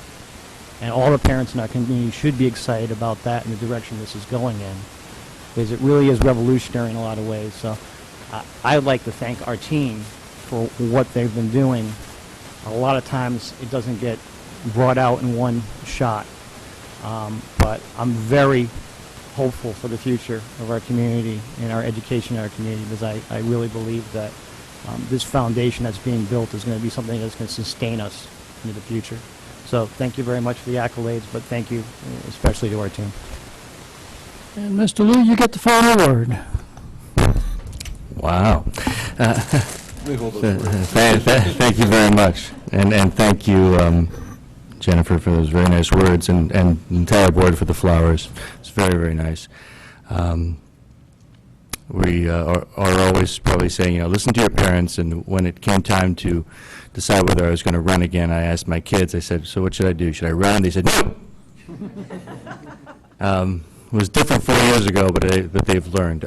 But it has been a real honor and a privilege. Sometimes, you don't realize how much responsibility you have up here. I can't tell you how wonderful the citizens of Fairfield have been to me. They see you downtown. Some of them know you, some of them don't, but they always come over and they say thank you, or maybe we don't always agree with you, but I like your spirit, et cetera, et cetera. It's very, very nice to hear, and it's really one of the reasons why we're so happy here in Fairfield. One of the things I wanted to do differently when I came on the board was, try not to forget that I was just a parent out there in the audience trying to make some changes, not changes to shake it up, but just to always try to make better and shoot for higher goals. And so it's just something that I would probably want to leave you with tonight, which is, we're going to have 4 new board members in here, and you're going to elect them, and I want you to remember that your voice doesn't stop with the push of the button on the voting day. Like Ms. Chu said earlier this evening at the beginning, you have a voice, and it's really, really important that your voice is a part of this process all the time. I have my youngest is a 3rd grader, so I'm still in school for a long time. I'm not going anywhere. I'll probably be up there for some nights, trying to count down my 2 minutes. But all of us, really, it's about, trying to always try to push a little bit harder and get things to be a little bit better, and to have a voice and be a part of the things that, you're trying to make better. So anyway, thank you all very much, and thank you to the board, too. Sometimes when we get to open board comment, that's when the public starts to shuffle out. So on behalf of the 4 retiring members, I thank you for staying, which is a sign of respect that you have for the 4 retiring board members. So thank you for staying around. If there's no other comments under open board comment, I have a motion to adjourn. Mr. Carey, Mrs. Brand. All in favor, raise your hand. We're adjourned. Thank you very much.